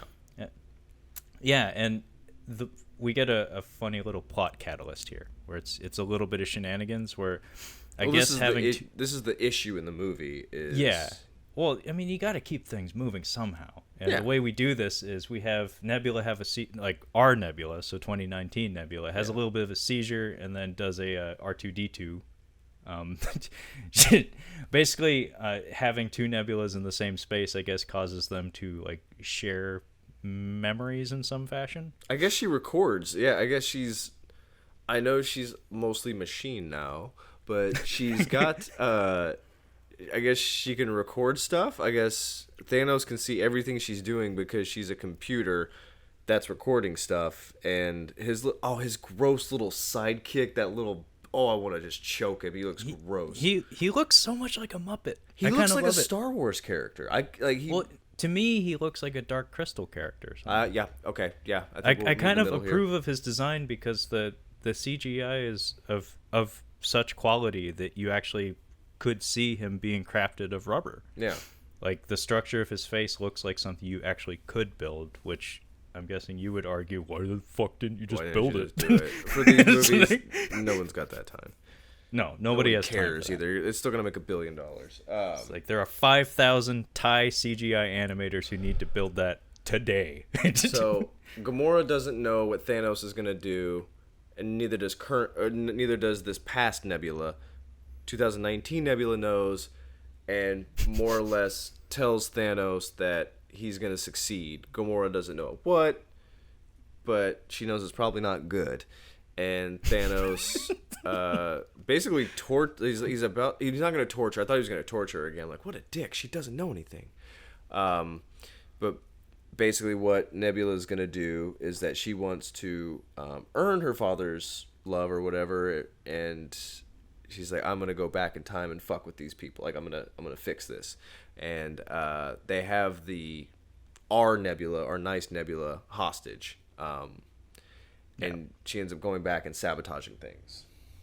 But it's kind of complicated, especially since what you're trying to summarize actually happens over about a half hour of screen time, as far as I remember. It's just kind of delivered to us piecemeal, frequently cutting back and forth between other things. But long story short, Thanos is getting wise to what's going on.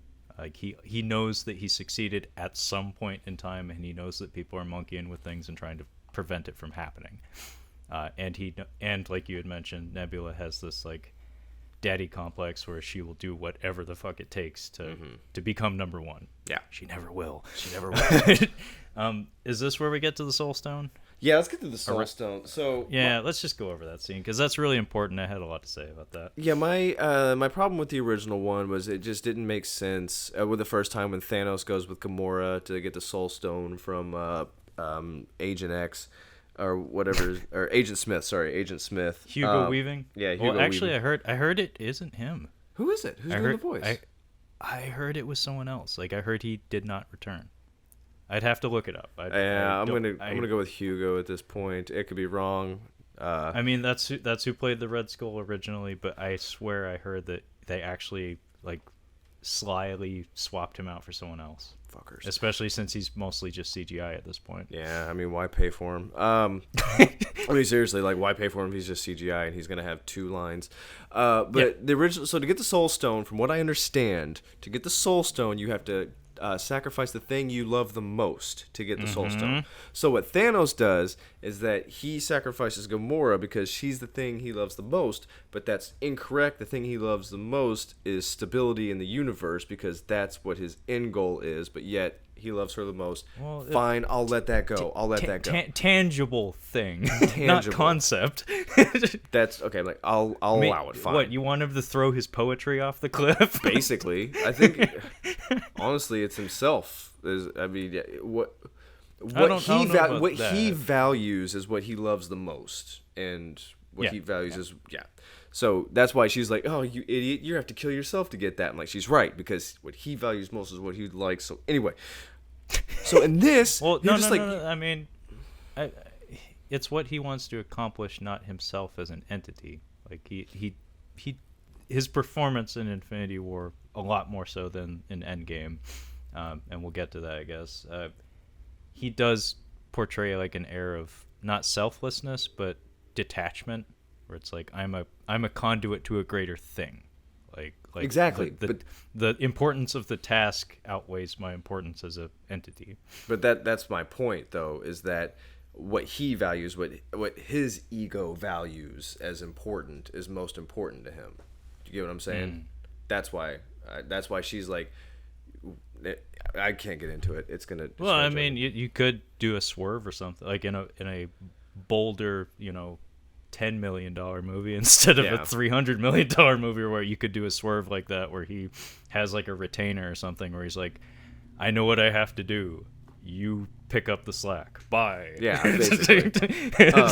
But in this movie, he just says, you have to sacrifice something you love. Not what you love the most. What you love. And I'm sure I don't think that's true for either of these characters. Exactly. I was gonna say, did I miss something with these two characters? Like, did they have a romance? Because I thought she was hooked up with Hulk. I thought that was her boo. That was teased at one point, but this is what happens when your movies turn into essentially a TV show. Is that certain angles just get written out at some point? If you do, you know how easy it would be to just switch out Jeremy Renner and the Hulk and have Hulk go with her to this and be like, oh fuck, one of us has to die, and then have maybe the Valkyrie and Hulk thing tested well or something in Ragnarok. I don't know. Maybe.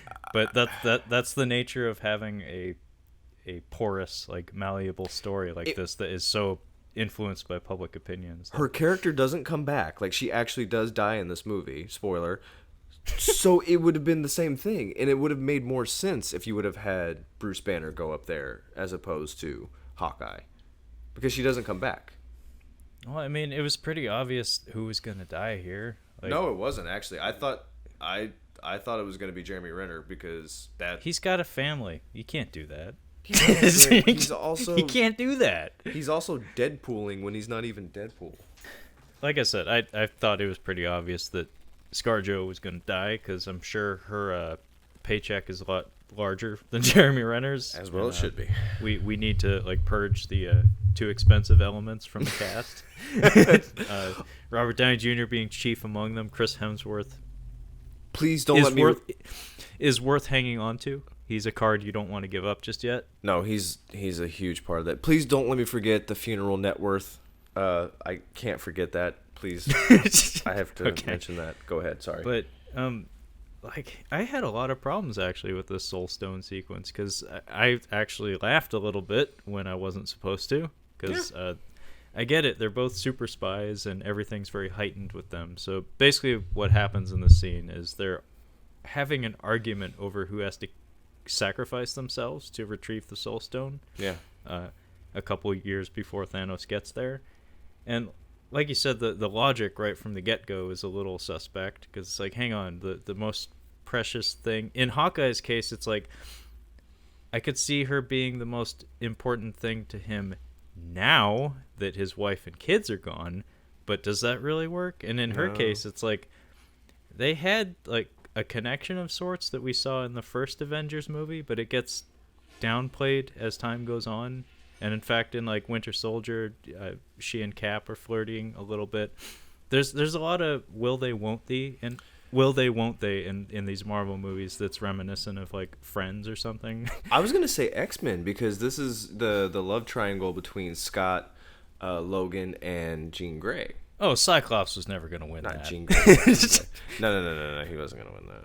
No, fuck no. And not in the movies anyway. In the comics, yeah, he does. He puts a ring on that. But they tease it. In those 3 movies, they definitely tease it quite a bit. Like, it's yeah, obvious. But he decided to go do Superman Returns, so they killed him off in the first 10 minutes of X-Men 3. Was that a good idea? Hey. I like James Marsden. It makes me so goddamn depressed to see him do movies like Sonic the Hedgehog and Hop, and he's in so much crap. I don't know why, but he's a very, very talented actor. Charming as all hell. He was good in Sex Drive. He does a lot of bad movies. That Straw Dogs remake was not great either. I don't even know what you're talking about. I might make you watch 2 movies called Straw Dogs? Yeah, there's a remake and the 1970s original, the Sam Peckinpah film. Very, very, very good. Yeah. Very controversial, but very good. It's No heavy. clue. But yeah, the scene, like when they have a little bit of a scrap because they're actually like competing over who gets to fling themselves off the fucking cliff, and I couldn't help but like because it was just ridiculous. It's like something out of like a Looney Tunes cartoon or something. But at the end of it, they're both like they're doing the cliffhanger gag, and ScarJo forces him to. Well, he doesn't let go, but she just like doesn't support herself and just lets herself fall. The thing that chiefly about the scene bothered me the most was they used the exact same music cue as they did in Infinity War. I mean, I think Alan Silvestri did the music for the original Avengers, and not all of them actually. Age of Ultron was Danny Elfman and Brian Tyler, which was a combo I would have liked to have seen again, but they fucking gave up on that. They brought back Alan Silvestri. But yeah, they use the exact same music cue, and it feels repetitive and lazy. It's the same scene. It's the same scene with the same music, only less effective. So effectively, we got the same scene presented to us, just not as well as it was last year. Yeah, which is a shame, because I thought it was a very good scene the first time around. That's what I'm saying. We cared about Gamora. These two are literally the two characters that if you were removed from these movies, nobody would notice. Like, nobody would bat an eye. Like, oh, wait. They bring the least to the table, although I know ScarJo cleans up in international sales.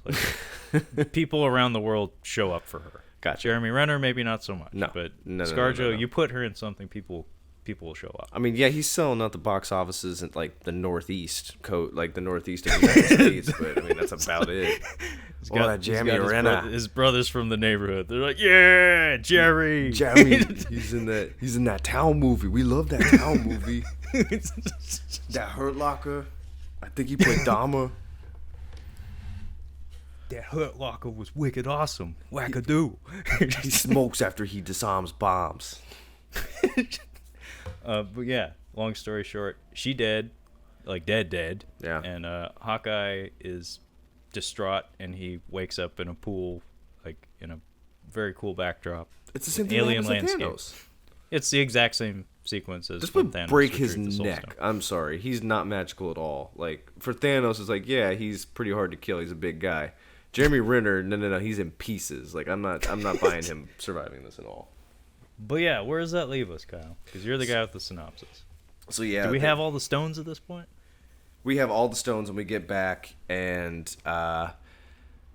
this is is this the third Is this act? when we put the glove on the Hulk? Yeah, I guess this is kind of the third act. This is the 40-minute third act. We're like 2 hours into it now. I think we're closing in on hour 2 at least. Yeah, so they get all the stuff together, and I had a really good laugh before they left where Chris Hemsworth is sitting in a chair with sunglasses on, and they're like, is he sleeping? And I think it's confirmed he pretty much is. It's a real... his moment in the briefing sequence when he's like, they're asking him to brief them on Asgard because none of us have been there before, Thor. You need to like fill us in. And he's just rambling, and he sees a photo of Natalie Portman, and it's just like trying to emphasize to the room that, yeah, I used to be pretty awesome. Not so much anymore.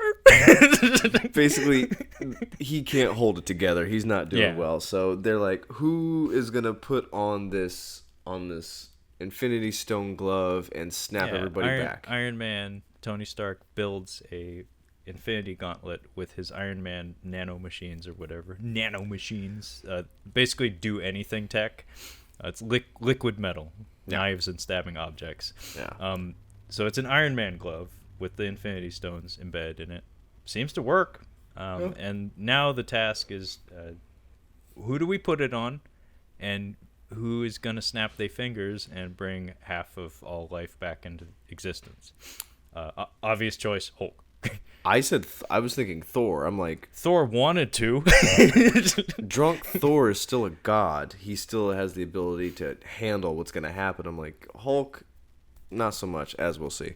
They're like, no, you're not in the right headspace, Thor. You can't handle it. I'm like, I think that'll sober him up pretty quick. Kyle, what if he is snapping his fingers and he like thinks of a beer sandwich or something, or a beer?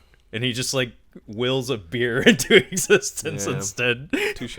Or Natalie Portman. Yeah, everybody just turns into Natalie Portman. Yeah, everyone around the entire planet turns into Natalie Portman.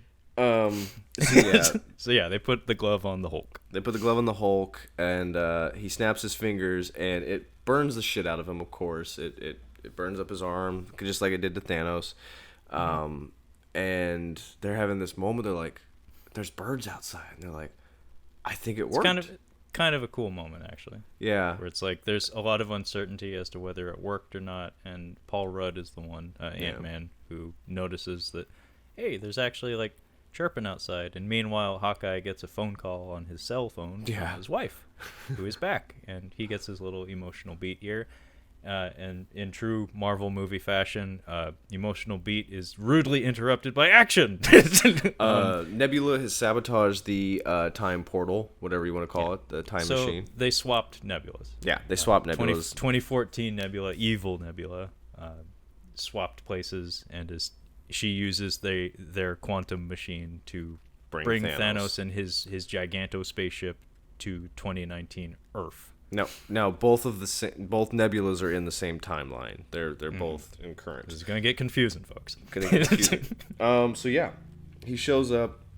He destroys. He blows the fuck out of the building. Blows the fuck out of the building, and time portal is destroyed. So basically, what happens is they have to get the stones as far away from Thanos as possible. So this is kind of like planning on the fly, so I cut them some slack here. Everything gets blown up here. Amazingly, nobody dies. Ant-Man included. So he gets real small to survive. Everybody else just gets fucking lucky. Yeah. I think we get a nod to the Secret Wars comic here, where Hulk is holding up like the world, trying to keep Don Cheadle and Rocket from drowning. And then Hawkeye gets. This had to have been influenced by aliens, like the red lighting and the I think they're called Outriders, the creatures from the Wakanda sequence in Infinity War. It felt very aliens. Oh yeah, it's basically man with bow and sword running away from aliens in sewer tunnels, and he finds the Iron Man Infinity Gauntlet, and he's running away. So he has his problems. Everybody else is just trying to gather themselves and get out from under the rubble. Thanos lands on like the bomb site essentially, and I think Nebula tells him like, I'm gonna go get the gauntlet. He's like, yeah, you do that. I'm gonna hang out. You're gonna sit here, and then he just gets comfortable. We've got Tony Stark, Captain, and Thor, I believe. Yeah, we get the three heavy hitters of the Avengers. Our three alphas, basically. Like this was a. I'm sorry. Like an opera clap moment for me. It's not three alphas. It's two betas who think they're alphas, and then one alpha that doesn't realize he's an alpha and doesn't really care because it doesn't really matter. Because he's never had to think about that. But yes, we have two betas and an alpha going after Thanos. It's like, oh, I'm sorry, you guys were lifting weights while I was like, making $1 billion and, getting pretty jacked at the same time. Yeah, pretty much.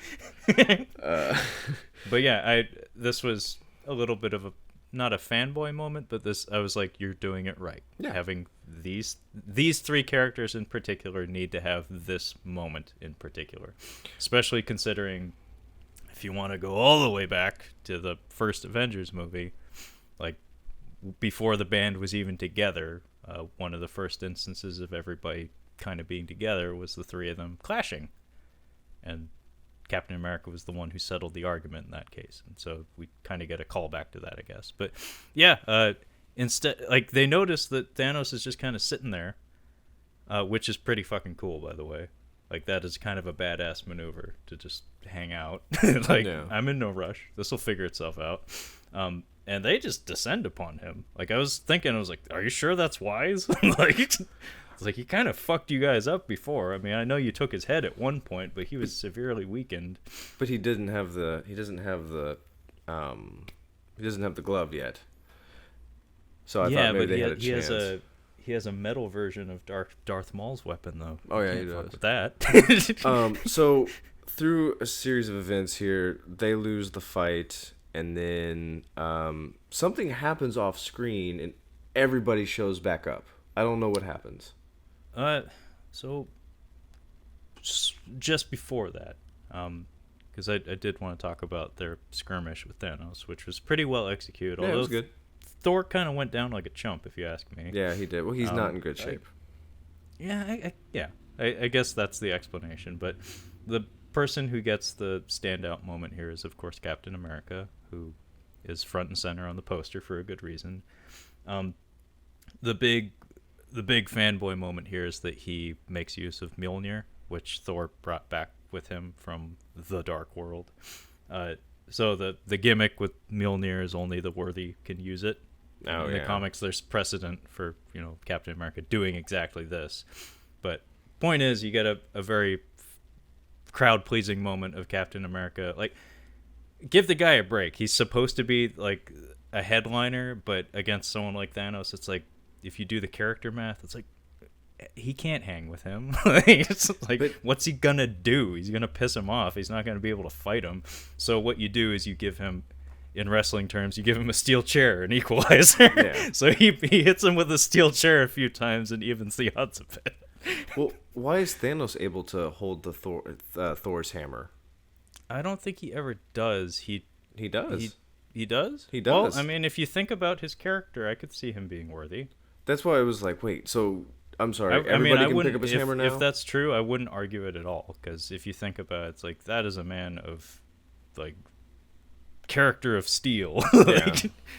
Like, I'd say he's more resolute than anyone else in the cast, to be honest.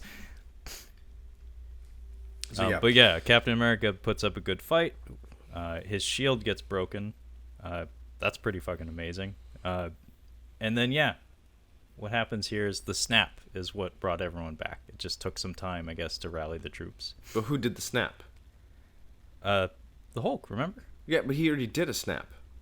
No, that's what I mean, is he did the snap. Oh, and then everybody came back. Everybody came back, but they had I guess the logistics, like, it's like, okay, we're all back alive. What do we do? It took no time. Almost immediately, everybody's ready for battle. Like, almost immediately, everybody's ready for battle. But yeah, Doctor Strange portals start opening up everywhere. It's the all is lost moment. Oh my god, because Cap is like getting ready to there's a gigantic army backing Thanos at this point. He was fighting them like 1-on-3, but now like his army's descended and he's like, I'm not fucking around anymore. So it's this all is lost moment where the color palette and the dust in the sky kind of tells you like, oh my god, our heroes are so fucked. And then all the Doctor Strange portals start opening up, and everybody who was gone is now back. Yeah. And it's supposed to be this gigantic like moment where it's like, I'm super psyched to see everybody back, but I didn't quite pop for it as much as I was expecting to. Well, here's something: is that all the characters that took a back seat in the Avengers Infinity War, I'd say the Black Panther cast pretty much were afterthoughts. Like, they're like, they're kind of in this movie, and then do the exact same thing in this movie. Like, they're barely in there. Well, for the guys who actually bring the foot soldiers to the fight, they're underappreciated. Bucky, who was central to the plot of no less than 2 films, is a non-entity in both Infinity War and this one.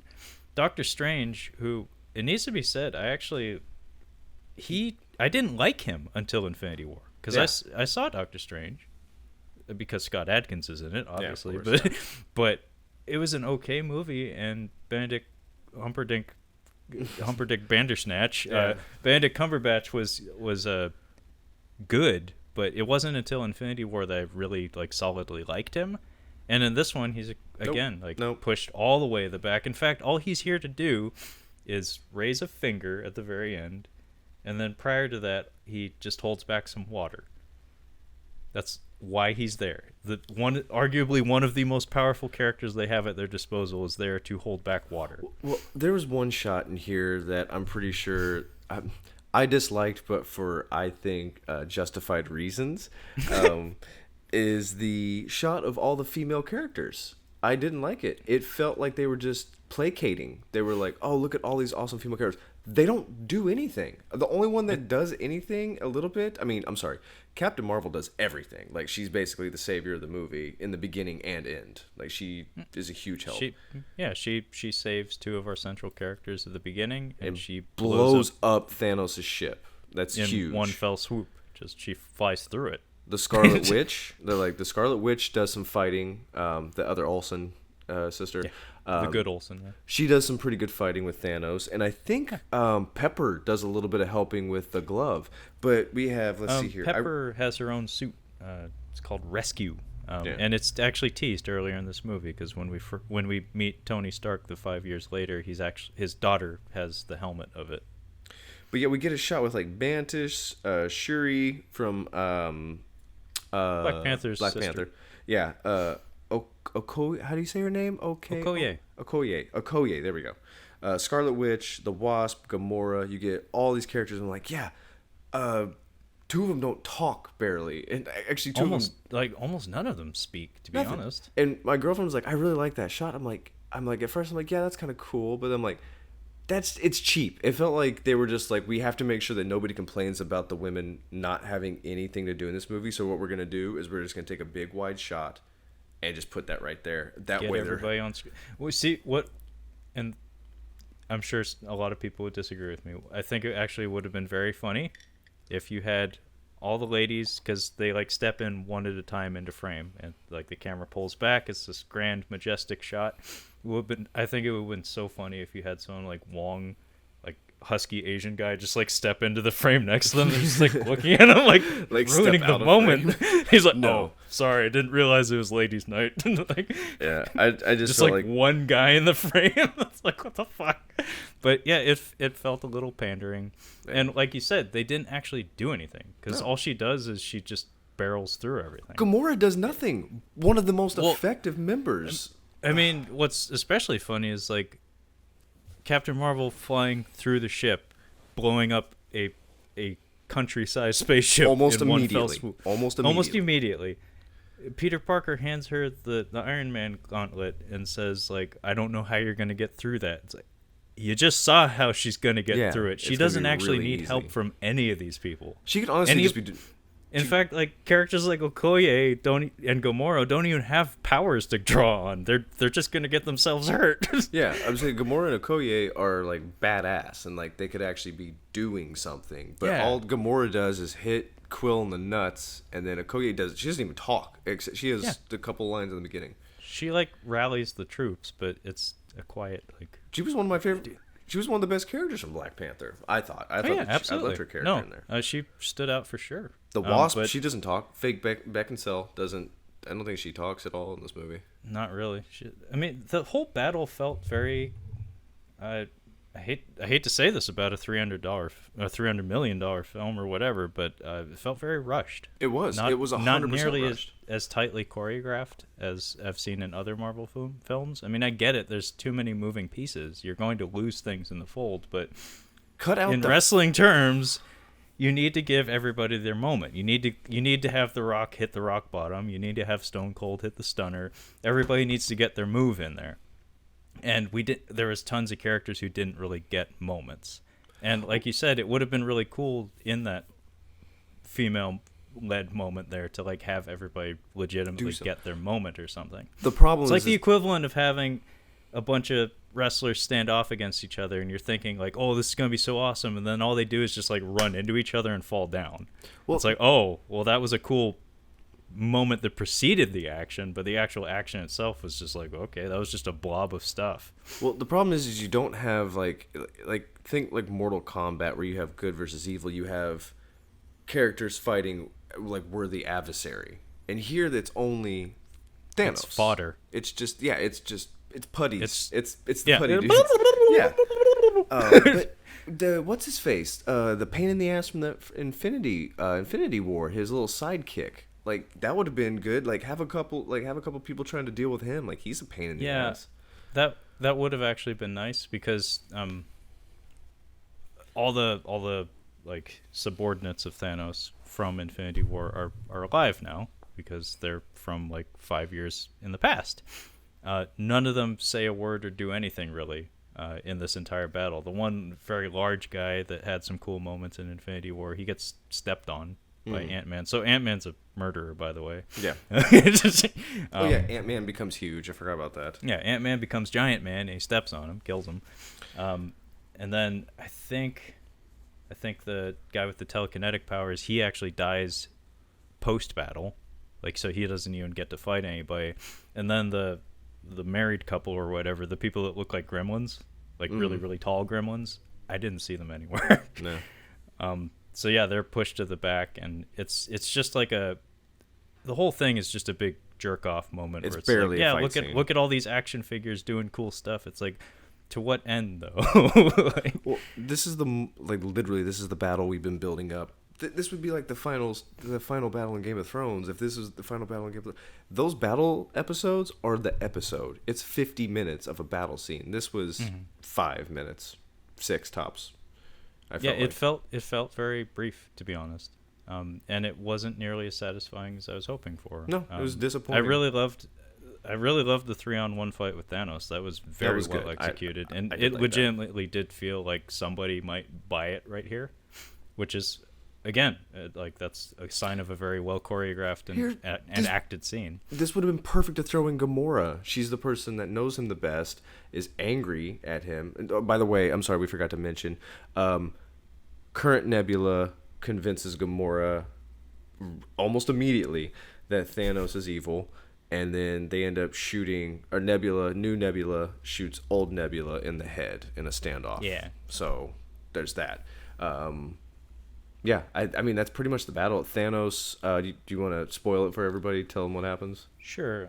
The conclusion of the battle here is that the big gimmick during all, like, this entire war sequence, and it's just a blob of colors and lights and sounds. Occasionally you pick out some cool moments here and there. The big gimmick here is that Thanos' main objective is retrieving the gauntlet. Because that's the game changer. As soon as he gets that, it doesn't matter how many people are lost on either side of this battle, it can change everything in a single moment. He knows that. Everybody knows that. So amidst all the battle, he's constantly trying to track the gauntlet, which is being handed off from person to person as needs dictate. At one point, there's some sort of plan, I think, to throw the gauntlet into the quantum realm. Maybe. Ant-Man and the Wasp are like making a break for his super van. It gets blown up at some point, so that plan's out the window. At one point, though, Thanos gets hold of the gauntlet, and everybody has a go at trying to stop him from putting it on and using it. I think Captain Marvel's the last one to have a go at him. Yeah, she gives him a good tussle. We get a very, very intentional moment here. It's kind of goofy. It felt goofy. I'm sorry, but anyway, what happens is he's putting on the gauntlet, and she like swoops down on him and takes a shot at him, roughs him up pretty good, and she's like trying to pull the gauntlet off of him, and up to this point he's like handling her pretty well, and then when she's yanking on the gauntlet, he like clobbers her with an overhand right or whatever the fuck, and she no-sells it. Like, she just shrugs it the fuck off, and it doesn't affect her at all. And that's like very intentional choreography where we're communicating to the audience that she is above him or on his level. Yeah. It was just like one beat in the choreography that we just had to get in there. It's like Hulk Hogan and The Rock are not one man is stronger than the other. They're on the same level. Yeah. But yeah, she no-sells the punch, and so he like picks the Power Stone out of the gauntlet, clenches it, and punches her. Punches her to the moon. Yeah. And then he puts it back in the gauntlet. And Doctor Strange, who, like I said, during the entirety of this fucking fight has been holding back a stream of water that Pepper Potts. This was one of those moments where it's Batman versus Superman gets criticized for this a lot, because that Man of Steel movie, a lot of people pointed out that like the final battle of that movie involves the entire destruction of Metropolis. It's like, you can't do that. That's not what superheroes do. And so in response to that, almost every superhero movie following that has always had like an extra line of dialogue or something thrown in there saying like, oh, everybody's evacuated, like whenever there's a big city destruction sequence or something. In fact, Avengers Age of Ultron had like an entire couple-minute sequence of them covertly evacuating the Eastern European town. I could not tell you a minute of that movie. I can tell you more about the first Avengers movie than I can tell you about Age of Ultron. It says a lot about it. Oof.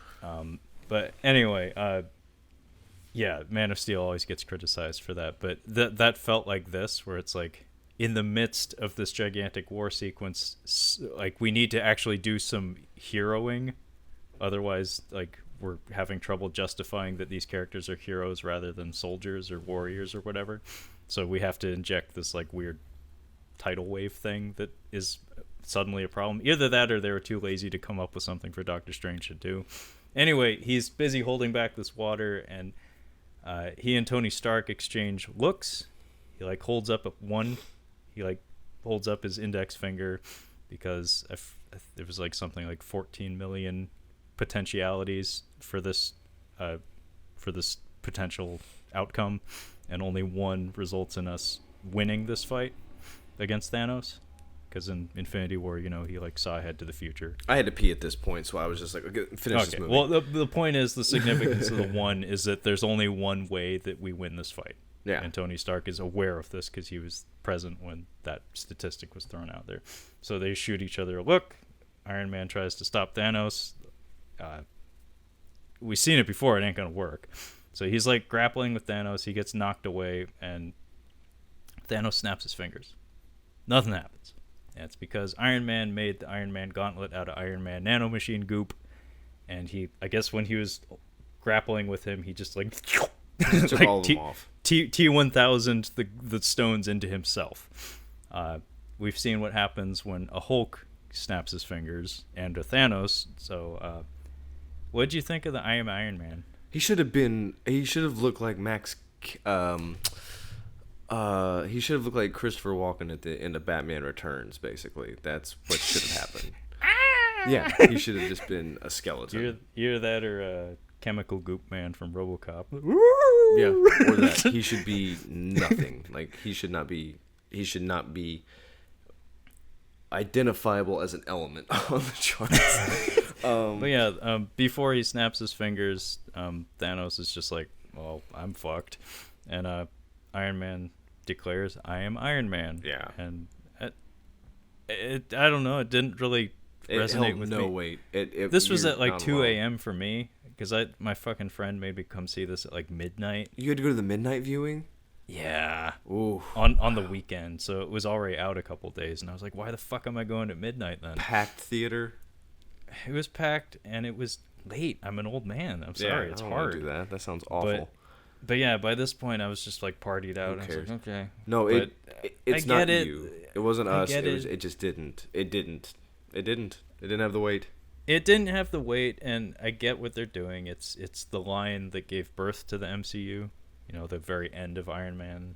The very end of Iron Man. But the MCU's still going to keep going, so why are they're saying this is the end? Like, okay, but still, watch our next movie. It's not over. It's not over yet. I mean, there's more. We got plenty of other cool, shiny toys over here. You'll like them, I swear. There's more movies. But yeah, he snaps his fingers, and he commits genocide. Yeah, he does. He commits genocide in one snap. I didn't think about that. I wanted to mention earlier that one of the problems that I think we both have in villains, more me, is that they don't commit to being villains. They're like, Thanos he's like, his heart's in the right place. He's just trying to help out. In this movie, he actually gets to be villain. Because he does. He says at one point, he's just like, I went into this trying to be, neutral, like just trying to help out. And he's like, but destroying your planet is going to feel like I'm going to really enjoy that. So you're like, oh, he finally, like, it kind of is a nice little line. See, I really like that. Yeah. Because, after having 3 bothersome flies in the form of Iron Man, Thor, and Captain America, prevent you from fulfilling your destiny, I guess, in your mind, like, that'll piss you off. Like, that's kind of annoying. I did like that, but at the same time, I don't know. I felt that he was robbed of some of his gravitas in this film, because He doesn't get a good death. Well, he doesn't get a good death, and just the nature of the character, the fact that this is a past version of someone that we've already seen for an entire movie, so he doesn't know the same things that he knew in that other movie. He hasn't taken the same journey, so we're getting a fresher, less interesting version of the character that it just doesn't carry the same weight as if it was the same guy that we had seen go through all the same trials and tribulations up to this point. But I did like that he started to get to that point, but by then we were already out of movie. Yeah. In short, I would have preferred to have more of him in the movie. But this movie's already 3 hours long, so I guess maybe I should just shut up and be happy with what I got. Be happy with what you got. So everybody disappears that were bad, basically, and I wonder how that went through in his mind when he snapped his finger. All the bad people go away. All bad people go away. Snap. I might have. But then you think, like, for a second, like, Thanos, like, oh, he didn't snap Thanos. Like, what's he gonna do? But Thanos just crumbles away. See, that would have actually been interesting, because that would be the same punishment that Thanos gave him. Is that you failed, and instead of killing you, you have to live with your failure. Yeah, but you know that he'd be scheming to just get it all back again. That's the problem. Yeah, of course. But again, comic books, he could find a way back. You never know. Yeah. I don't expect so. I think Thanos is a card in movies anyway. You should probably be only allowed to play once. Yeah. But yeah, I did give them a little bit of credit here. He doesn't have like a big speech or anything. He doesn't even go out with a word. No, he just surveys the environment. He realizes what's going on, and he just kind of sighs, and he's just like, "That's it. We'll get him next time." So Tony Stark is he's out of it. Like he's not really coherent, and Spider-Man comes up and cries. This kid's pretty good. He's a pretty good actor. Tom Holland, yeah. Yeah. He's crying about it, and it's really nice. Gwyneth Paltrow, her Pepper comes up, and she's just like, okay, I know you're gonna miss him, but this is mine. Like, that's kind of my husband and the father of my child. You little back nerd. off, Spider-Man. Get out of here, Spider-Boy. I mean, Gwyneth Paltrow's notoriously jacked. I'm sure she could just manhandle him. She could probably pop him once. Yeah, they have this stupid little, he's gonna die and stuff, and he dies. I just wanted to say that they did a good job of sneaking in reminders here and there of the significance of Spider-Man. I still haven't seen that movie.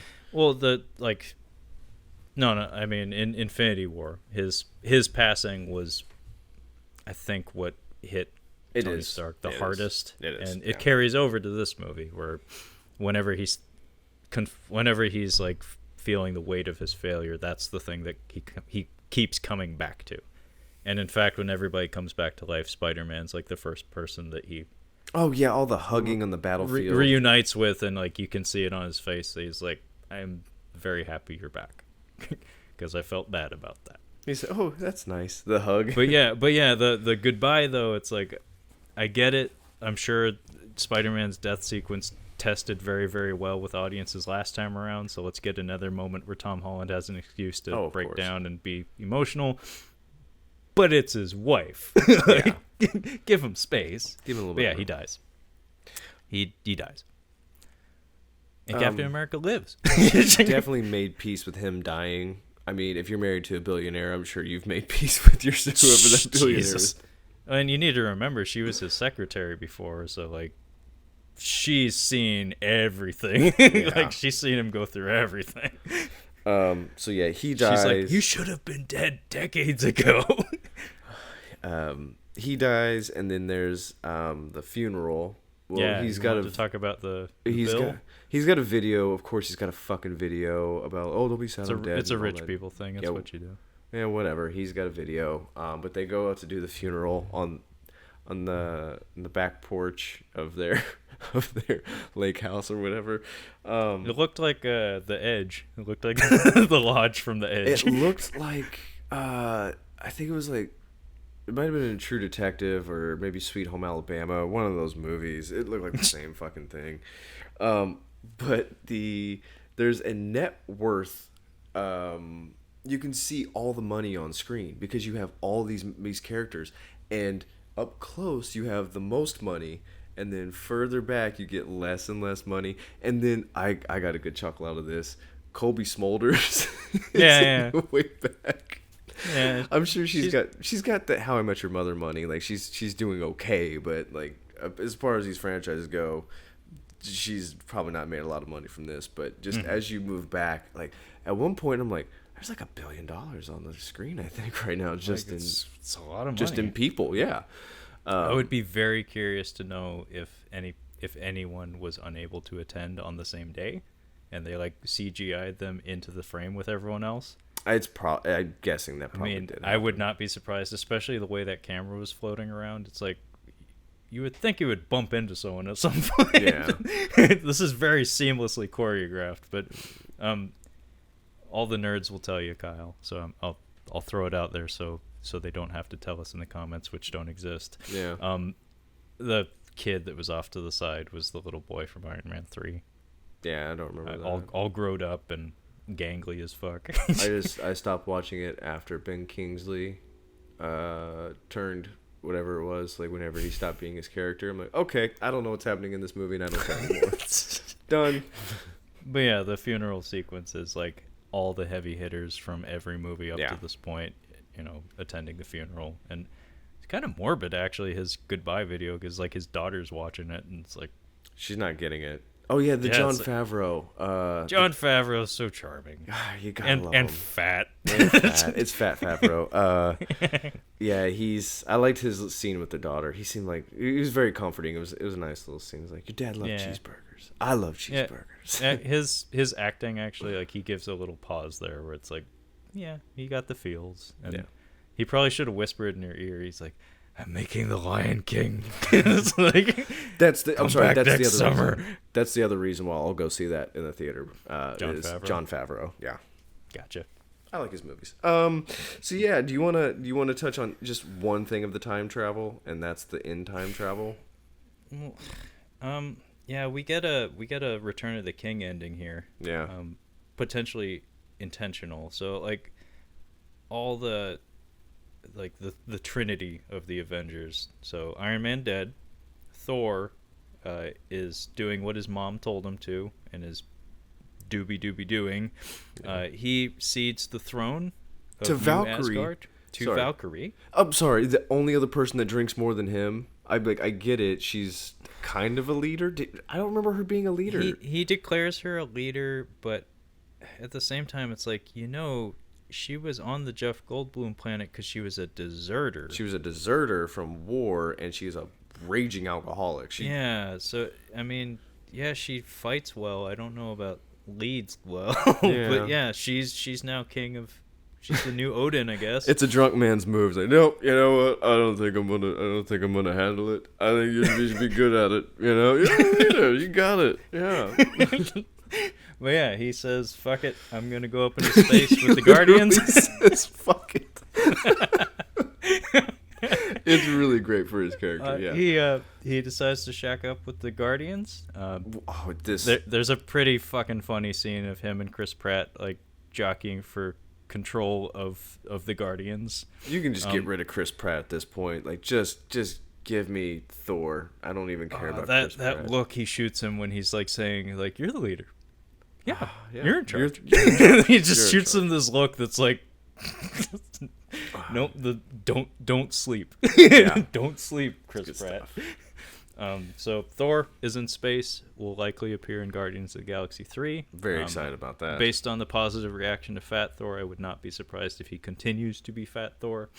And Captain America gets a shenanigans ending. I'm not sure the logistics of this, but basically everything else has happened. Captain America arranges to have Hulk build him a quantum time machine thingy out in the fucking woods. He says goodbye to Bucky and the Falcon, Sam Wilson, Anthony Mackie, and he has a suitcase full of the Infinity Stones, and I think Mjolnir as well. And the idea is every object that they retrieved from all the past moments, he's going to return to where they were taken from, which was apparently the explanation given to Tilda Swinton by the Hulk, that this is how we can do this without completely fucking other timelines, is by returning everything to exactly when it was taken from. Doesn't make a whole lot of sense, but sure, I'll go with it. I'll allow it. So we're told that time works differently in the quantum realm, as we've seen before, that, you know, you can take a trip and 10 seconds later, it doesn't matter how long you've been gone in the current timeline, you can be gone for as long as you need to be in other timelines. It's supposed to take like 5 seconds. It does, but instead of coming back, Cap appears on a bench in front of the lake, and he's an old man. Yeah, so come to find out, he just stayed back in 19, whenever the fuck, and hung out with his lady. So, Trevor, that means he either went back in time and lived with his girlfriend while his current self was living, or, which, I mean, would have been very difficult to do, or he went back in time and had to kill the other Captain America. And you replaced him. And replaced him. There's the only way. There's no other way. There were two Captain America. There was two Captain Americas. Pod person Captain America. Or he went back in time and killed the other Captain America. I think we're led to believe that he came back and lived as Steve Rogers and let the other Captain America do what he did. Okay.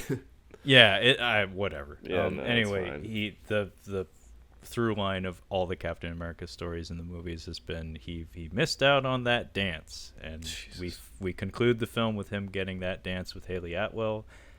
Sure, but old man Cap hands over his newly restored shield. Not sure how he did that.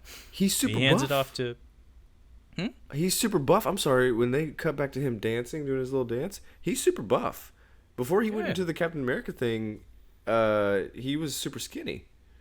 Yeah, so no. I mean, he went back. So 2019 Captain America went back to the 1940s. We'll have to get into this off the air. Sorry, I but anyway, before we close, though, the main thing to take away is that he hands over his newly restored shield. Old man Cap hands it off to the Falcon, to Sam Wilson. Yeah. Which is a thing. In the comics, I believe it went to Bucky originally, but I think the Falcon may have had the shield at some point. But also, before we go to credits, it needs to be noted that Disney Plus is about to roll out, and I know for a fact we're getting a Winter Soldier and a Falcon TV series, so he'll likely have the shield in that series. There's apparently a Scarlet Witch show in the works, probably a Hawkeye one as well. All the cheap people, basically. Yeah. So yeah, like the end of this movie is also potentially a commercial for TV shows to come. It is. Fuck. Yeah. But yeah, a last shot is Haley Atwell and Chris Evans dancing and smooching in the 40s. I don't know if there's a stinger. I saw a bunch of people waiting. There is not. Yeah, that's what I was saying. They're like, we're going to wait around for the stinger. I'm like, guys, they just killed Thanos. Like, there's nothing we can do. Like, it's done.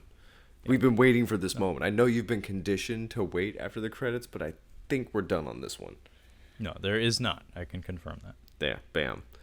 Yeah. So this movie was disappointing as far as a climax to a series that I've been waiting to finish. Me for about 4 years. Everybody else about 11 years. I think the second one, the Avengers Infinity War is better. The third one, you mean?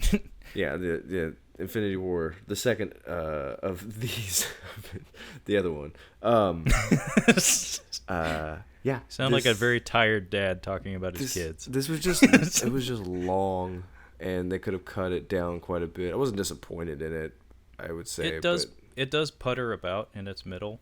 I mean, the first hour is getting the band back together again, except instead of being like colorful and uplifting, it's mopey. Yeah. So again, for for you only having a few years invested and maybe not giving as much of a fuck. I could see it being kind of tedious. In the middle portions, there's a lot of fan service in this movie that if you're invested, you get the references in the moment in the theater. It's satisfying. And I told you off the air, this movie is like relentlessly entertaining. Like They could have. there are quips and energetic moments just sprinkled in just the right ratio where it's like you're never entirely bored, you're never entirely checked out, but at the same time you're not ever like super engaged, because the time travel sequences were kind of like, okay, this is a bunch of references and a lot of like self-filleting in terms of like, yeah, we did it, guys, 11 years of awesome, yeah. Here's the problem. If I would have watched this at home, I would have been checked out a lot. Oh, the only yeah. reason why I was actually engaged, because I was definitely checking my watch. If I'm checking my watch in the theater, that's bad.